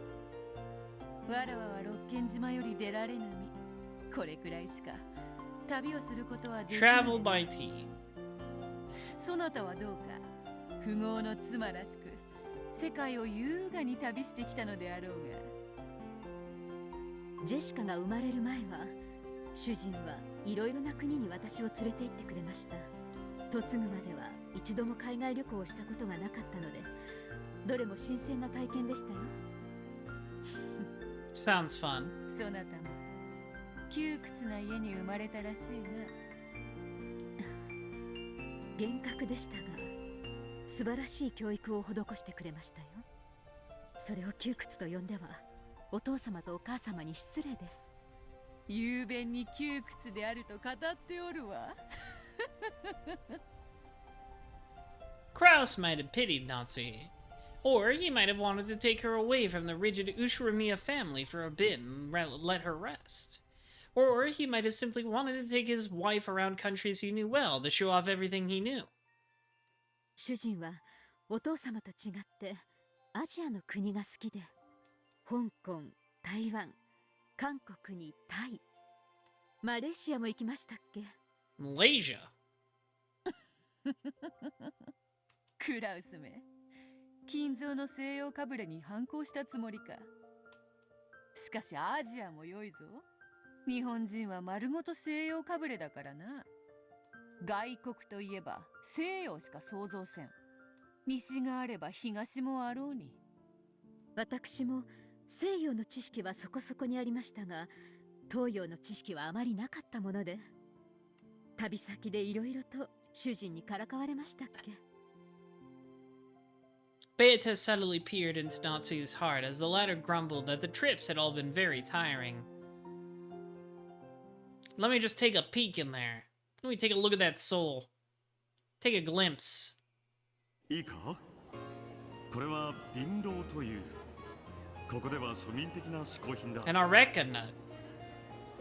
It looked like a small, round, gourd-like nut that had been smashed with cucumber wedged in it. At a glance, it looked as though it would probably taste like pickles. なるほど。 I don't know, pickles are good. これをかじればよいのですか？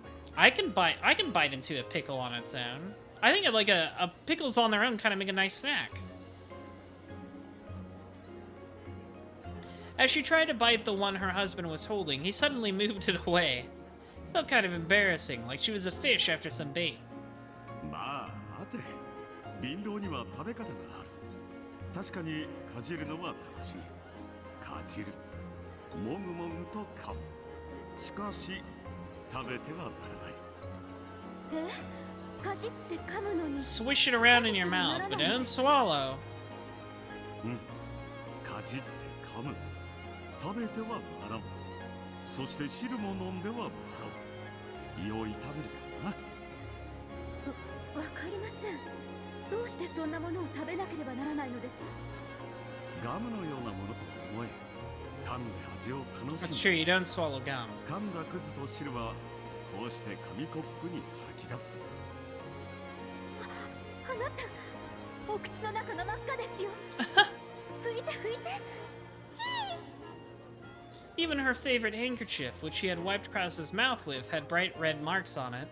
Something that's poisonous if eaten or drunk, and it makes the inside of your mouth so bright red, and having to spit something out after you put it in your mouth. How indecent!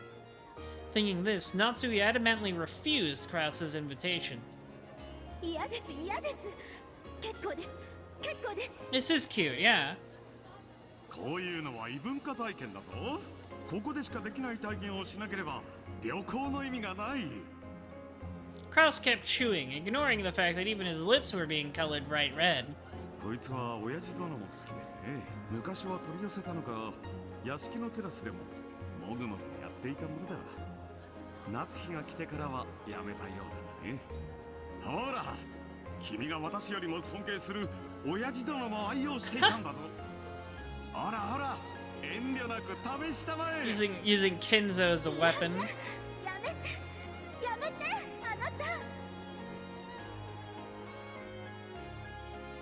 During travel, Krause had the innocence of a child. He didn't even conceal his jealousy of the respect Natsuki normally gave Kinzo. Just being able to see that side of her husband made traveling all the way to another country worthwhile. Krause urged her even harder to bite it, but Natsuki, undaunted, ran from place to place and finally yelled that he was being too pushy. Krause was miffed the whole bus ride. What a child to let a little thing like this get him down. Natsuki thought exasperatedly. Is exasperatedly a word? I feel like you don't need the li. You could just thought, Natsuki thought, comma, exasperated. But whatever. Then, a native tour guide in the bus took one of those Araka nuts and started explaining about it. It had apparently been a beloved luxury item in these parts since ancient times, similar to tobacco. Just like in Natsuki's case, it was startling to be disliked by young people and was becoming obsolete. Furthermore, it was treated as a good luck charm in this area. It was known as a symbol for couples. She looked at her husband's face. He turned away abruptly, but it looked like his cheeks had gotten a little red. That's cute. He wanted to share it with her because it's a thing for couples. 夫の肩に身を委ねて手なんか握っちゃったりしたわけか。なんだ、そなたら夫婦結構純愛ではないか。燃え上がっちゃったであろう。その晩とか。Did you fuck him, Natsuki? You be fucking? Red-faced and avoiding Beato's eye, Natsuki tried to hide her embarrassment by swallowing the patis whole, chewing with her cheeks puffed out like a blowfish. Beato said, "Yup, this is the best snack anyone could have with tea," and nodded several times, a broad smile on her face.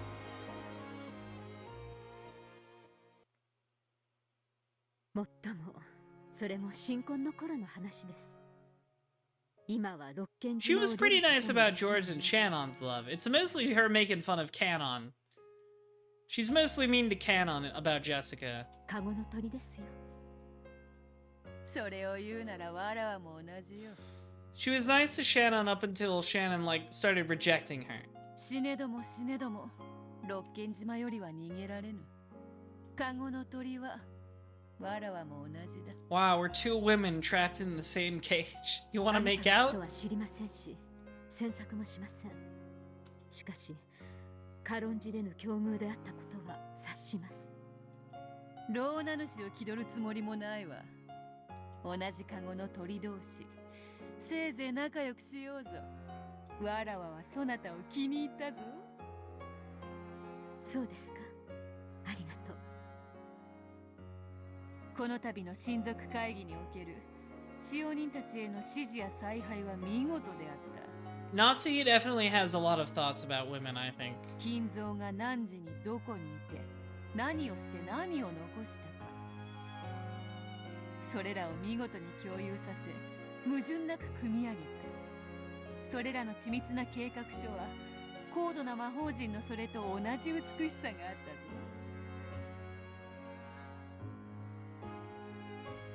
To make it look like Kinzo actually existed and was living his own way, she had written his schedule for the day down to the finest detail and made the servants follow it to the letter. When he did meet whom and where, and what did he leave them? When did he do what and where, and what changed? As a result, even though the relatives never saw Kinzo even once, they hadn't suspected in the slightest that he hadn't been there. Eva and the rest truly believed that Kinzo had just happened to be walking through the hall when he heard them talking about the inheritance and went into a rage. Everything had gone just as Natsuki's plan had predicted, down to the finest detail. And the cooperation by the servants had also worked smoothly down to the finest detail. 万一にも知られるわけにはいかぬ秘密ですので She's very good at acting as Kinzo. 念入りに策を練りましたからその緻密さと意志が絶対の成功を呼ぶ。どうやらそなたは魔女としてはラムダデルタ教の一派らしいな。Yes, それを魔 the 法と Witch of 自覚した Certainty. ならばいつでも魔女見習いを名乗れるレベルだ。それを魔法と呼ぶなら熊沢あたりは The Witch of Feigned Illnesses.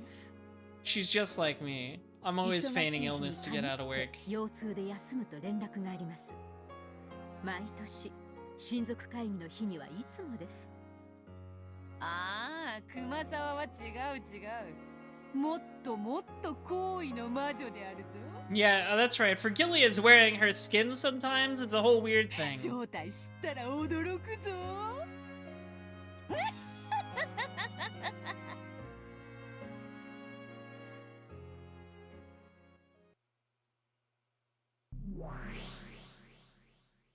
Watching these two have their pleasant chat was another pair with steam rising from their black tea.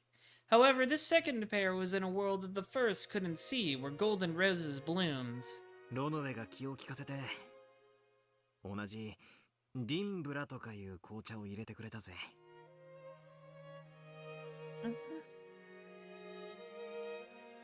It felt as though Beato muttered something. Yeah, it is important to remember the Beato in that previous scene with Natsuki isn't even... It's the Peace Beato, it's the Game Board Beato, but she's not even being controlled by actual Beato this time. It's being controlled by, Lambda. For the first time, it felt as though something had gotten through to her. Surely she had taken an interest in the black tea and felt like drinking it. Thinking this, Battler took Beato's cup in her hand, making her hold the cup.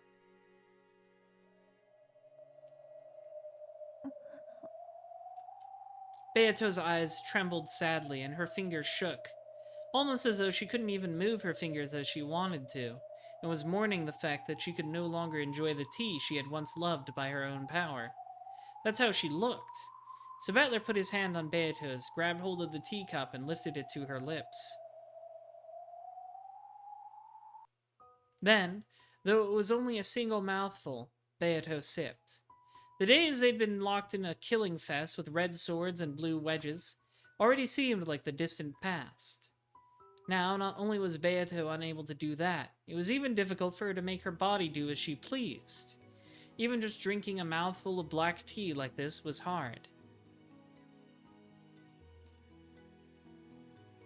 どうだバラの匂いが素敵な紅茶だよね。 Man, now I really want tea. 口に合うか Gonna cook some up after the stream. Of course, Beato didn't respond.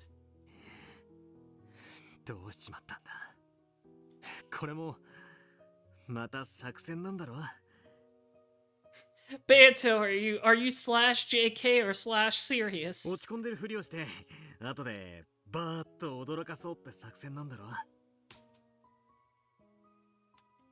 それが狙いならもう二度と同じ手には乗らねえからいい加減にしろお前がそんなざまじゃこっちも調子が狂うんだよなあそろそろ引っかかったなバーカってバカ笑いしてくれよ He's coping again. どんなネタもあまり引っ張りすぎると笑えなくなるぞ二番煎じなら特にな笑ってくれあそこで夏日おばさんとお茶を飲みながらケラケラと笑ってるみたいに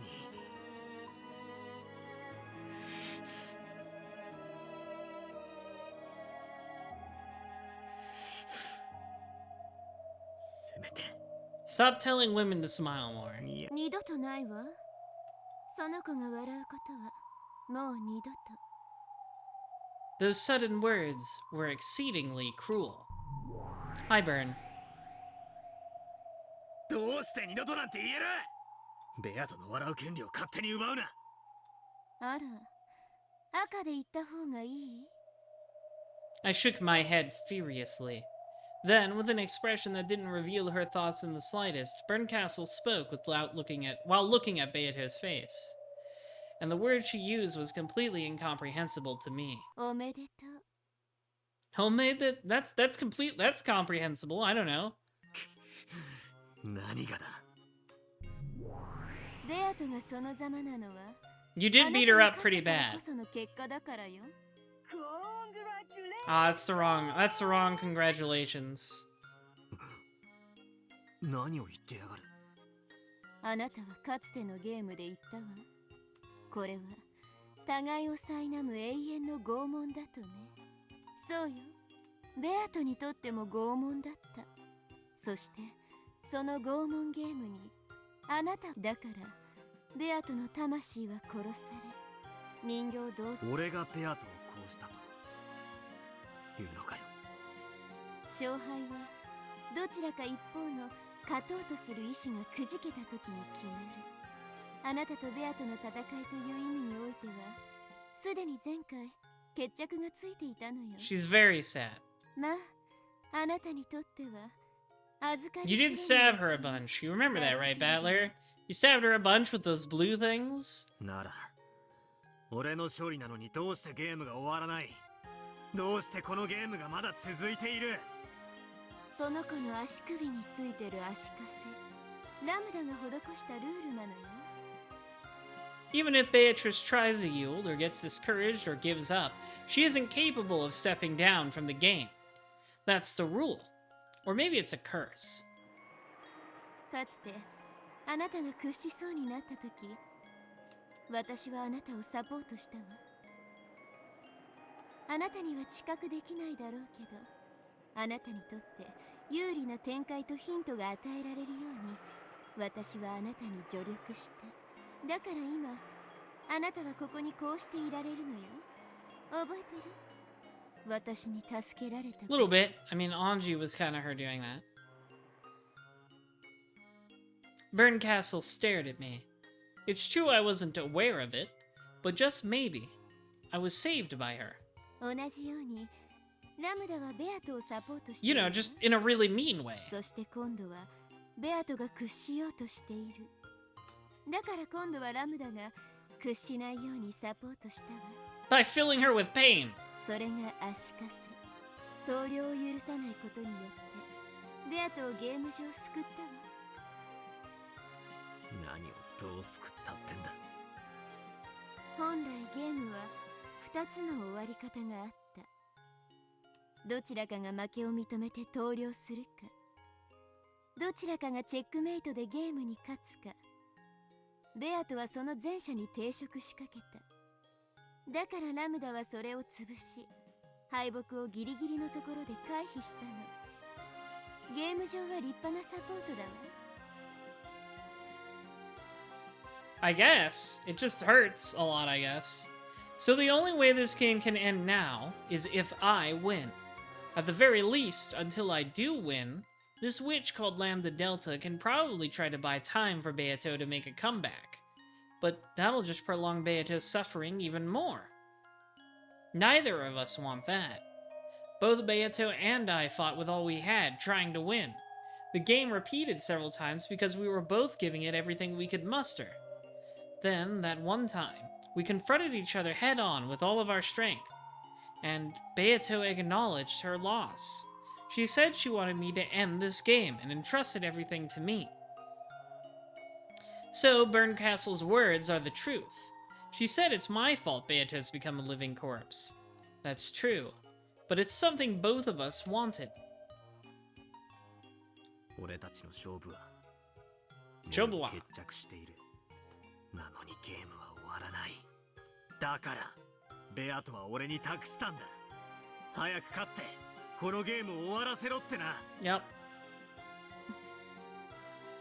Now that the game has been resolved, letting it continue any further means endless torture for Beato.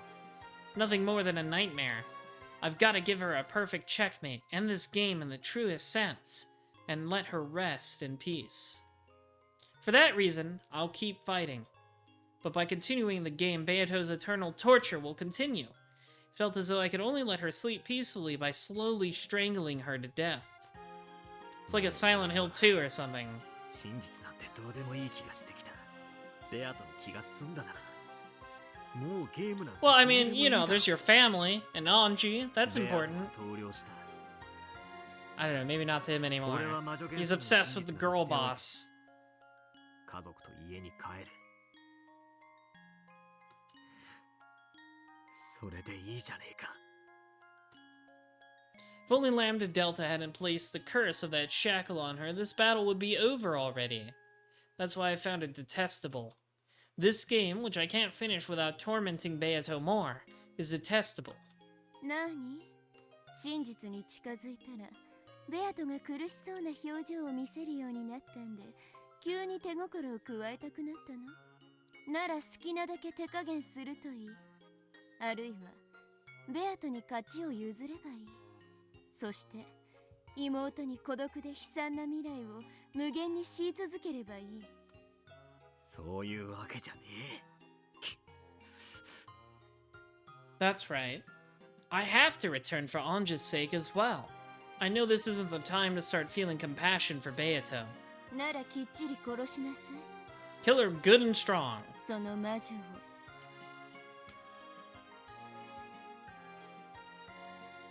Even though Beato was right there, Burncastle spoke without holding back. あなたの目的はこの女を殺すことよ。あなたは前回のゲームでベアトに壊れて口にしたわ。お前を殺すってね。お前をも殺す。ああ、そうかもな。だがそれはお前にとやかく言われることじゃねえな。知ってる？爪を剥ぐときはね。Ew. 一気に剥いでくれた方がマシ。 I'd rather not tear fingers and nails out at all. あなたみたいに I work hard on grooming 優し these. くおっかなびっくりとぐりぐりもたもたと剥がれる方がよっぽど痛い。あなたのしてることの方がよっぽど拷問だと思うけど。慈悲があるなら一気に殺しなさい。それが殺すということよ。余計なお世話だ。俺がこいつにどう引導を渡すかは俺が決めることだ。お前もあのラムダデルタという魔女も関係ない。俺が殺す。他の誰にも。Only I can kill my girl boss. その意志に変わりがないならいいわ。私はあなたにかけてるのだから。いい？決して忘れないことよ。このゲームに決着をつけない限りあなたが解放され See, it's even in red and everything. あなたにだってこのゲームを放棄することは許されないのだから。分かってな。ラムダの狙いは分かってる。ベアトと同じようにあなたにも繊維喪失させて二人とも生き人形にしてこの世界を永遠に安定させることよ。そんなの嫌でしょ。私も困るわ。お前の都合など知ったことか。だが俺はゲームを捨てない。ベアトとの戦い I can never tell how small Burncastle is supposed to be because she looks small, but she's only like half a head shorter than Battler. But like her proportions make it seem like she should be much shorter. 目的が同じで嬉しいわ。そしてそれは躊躇なくその子を殺せるという。Yeah, she might just be floating around. Yeah, that makes sense.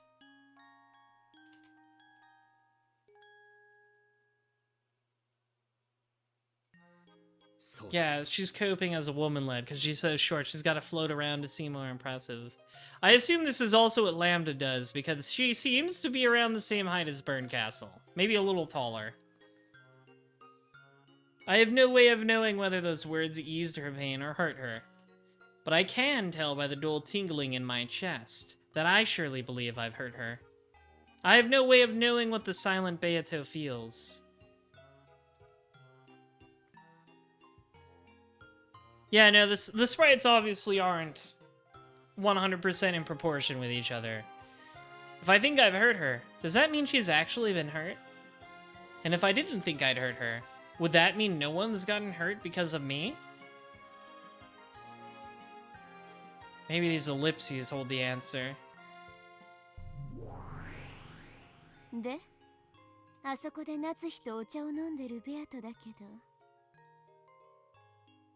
Oh, you know, I did forget to check the Pachinko version of Hair Down Beta. We'll see that again for sure, so no worries.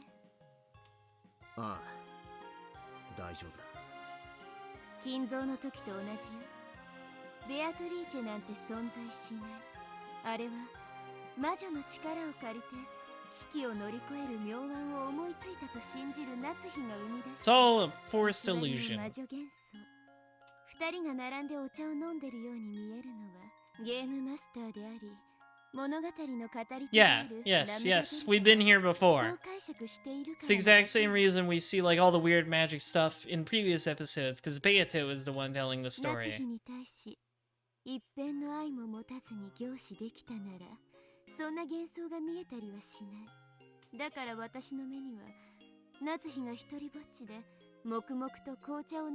Like the lonely hag she is.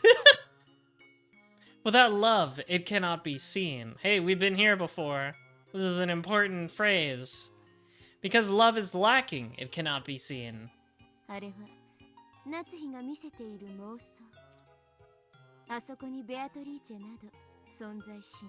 Just Natsuki on her own fantasizing about a strong-willed woman to talk to and ease her troubles. Very hetero behavior. Beato mumbled softly.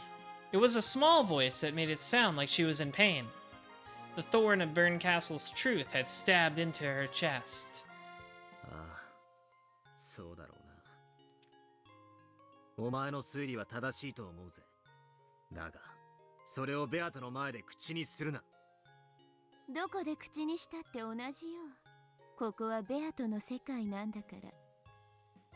あとは、こいつを擁護するわけじゃねえが。夏日おばさんが本当に未知の人物 X ベアトリーチェと名乗る人物とこうしてこの光景は1年前のものだろう。この日の島の人数が赤き真実で示されてるわけじゃない。そうね。この日の六軒島の人数については Yeah, that would make things too complicated really fast. なら夏日おばさんが本当にベアトリーチェと名乗る女と If we just start applying red truths to like things that aren't even happening on those 2 days, things get complicated way too fast. お前だって俺の説を否定できないんだ。だからそこにいるベアトが幻想だと断じることもできないぜ。ああ、猫箱理論。Good old cat box. ベアトには通用したかもしれないけど、私には通じないわよ。 どうして? だって夏日はそこで Oh well, alright. There's the red truth. Never mind. I thought she wasn't gonna use it, but here we are. Ouchie. It's really funny how they prepared this whole scene of Natsuki drinking tea with Beato, and they're like, no, that's fake. There was a violent sound of glass breaking. And the Beato who laughed happily and cracked jokes about Natsuki's newlywed ears was erased. A lonely wind blew, and the one person who remained on the bench drinking tea with a tired expression was Aunt Natsuki, all by herself.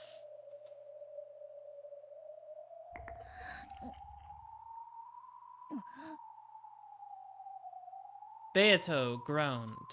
I could see clearly that she was in anguish. Another illusion of the witch had been smashed, drawing Beato towards death.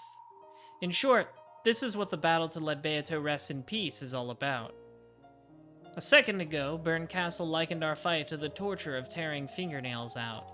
If I have to tear them out anyway, then my last bit of compassion towards Beato should be to minimize that pain. In other words, even if I want to minimize her pain, I still have to cause it. I have to accept that look of anguish on her face. And at the same time, I realized what a merciless thing the red truth was. Right now, in this rose garden, there's no one except Aunt Natsuki. In other words, there are no observers except for Aunt Natsuhi.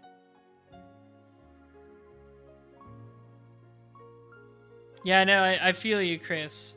Just the parts kind of escalating the implications to not even just be subtext anymore is really funny. Like, it's just banging you over the head. Do you get it? Do you get that Natsuki is really lonely is made really lonely by her family, and that her husband is a man and she feels really lonely with him, and she imagines just hanging out with the woman instead?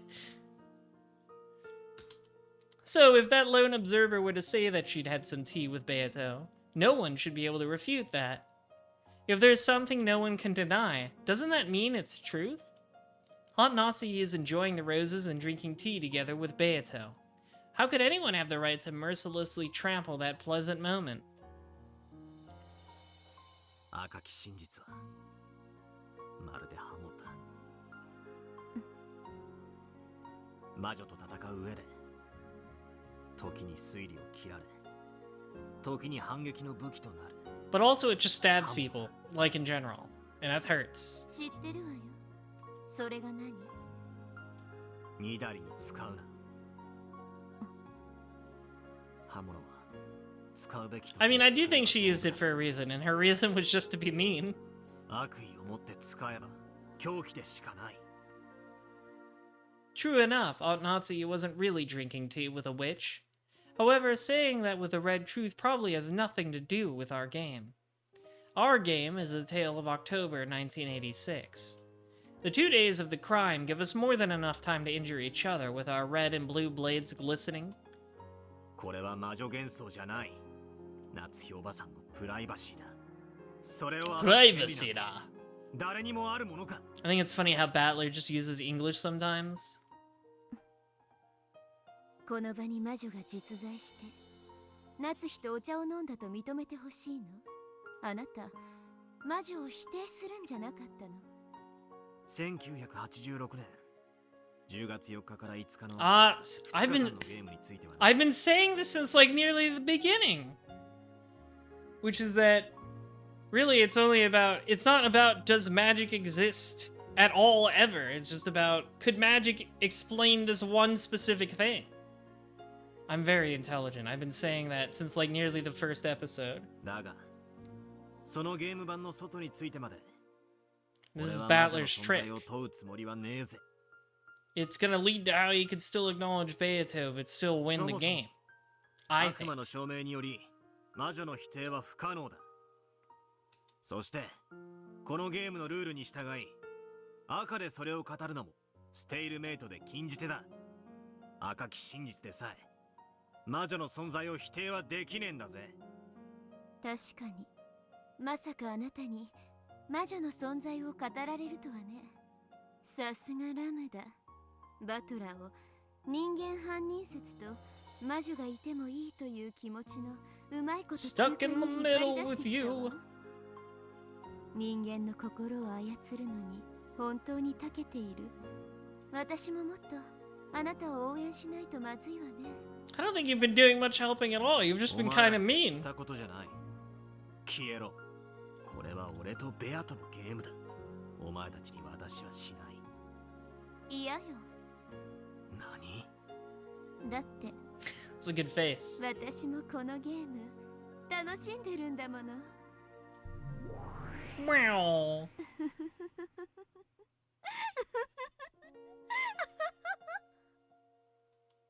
Burn Castle disappeared, leaving only that unpleasant laugh behind. I think it's funny that she can't control herself sometimes, like she just can't contain it. After that, all that remained was Natsuhi sipping tea all alone. Beato, her hand still in the teacup she used, she stared blankly at the surface of the liquid. And me.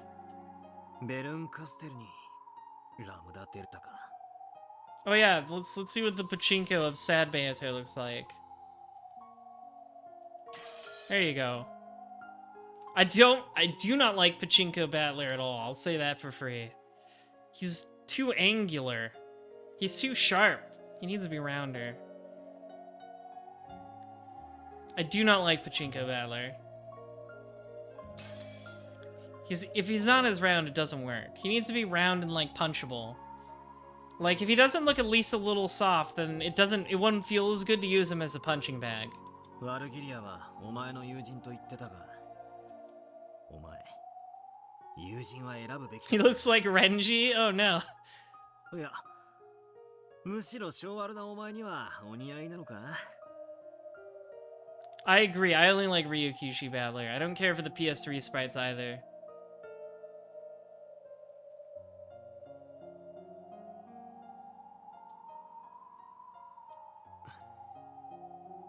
Beato didn't answer. Battler took Beato's hand, made her hold the cup again, and brought it to her lips. PS3 Battler looks like he should be in jail. Yeah, there's a careful line to walk with Battler, I think. And only the Ryukishi sprites thread that needle, in my opinion. Like, there's a very fine thread you have to walk to make Battler just not look like a sex offender.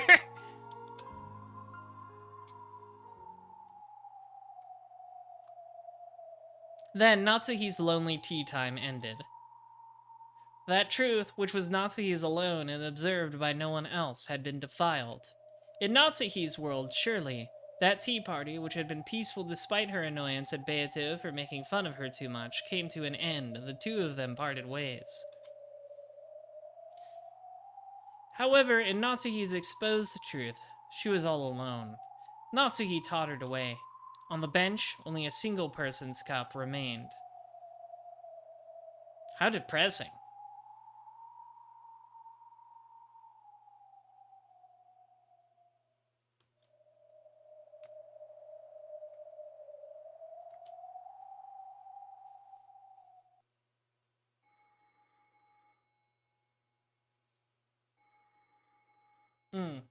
Actually, sorry, Jessica. I think this is actually where we'll have to leave it tonight. I don't have time. Usually I like to cut it off at like a scene transition just because that's clean. And I didn't think I have enough time for another scene. So I think we're going to leave it here for tonight. Sorry, Jessica. We'll get back to you. Good start, though. I'm enjoying this episode a lot so far. We're really digging into it right away, which is good. No more fucking around. We're in the answer arcs now. I'm gonna... I know, I'm sorry. We only saw like one frame of Erica. I know we're very disappointed. We'll get to her, I'm sure, though. They're teasing her. They're dangling in front of her like a carrot on a stick.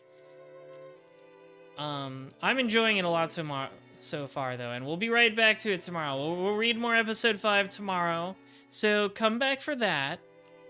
And then on Friday, it's Pizza Tower. Pizza Tower will be a lot of fun, too. I'm really looking forward to trying that game out because it looks really fun. So be there for both of those things. And to stay updated on all of those things, follow all of these. I upload every stream VOD to the YouTube channel, so they're all archived. You can join the Discords so that you'll get notifications exactly when I go live. And you can follow me on Twitter so you can see all of my brilliant, genius thoughts that it is my responsibility to expose everyone in the world to. With that said, we'll read Voxandra because she's playing Gex, and I think that's funny. So just post its tail time in her chat, okay? Don't even post anything about Umineko, just tell her it's tail time. You have to post that at her, okay? Good night, everyone! Goodbye!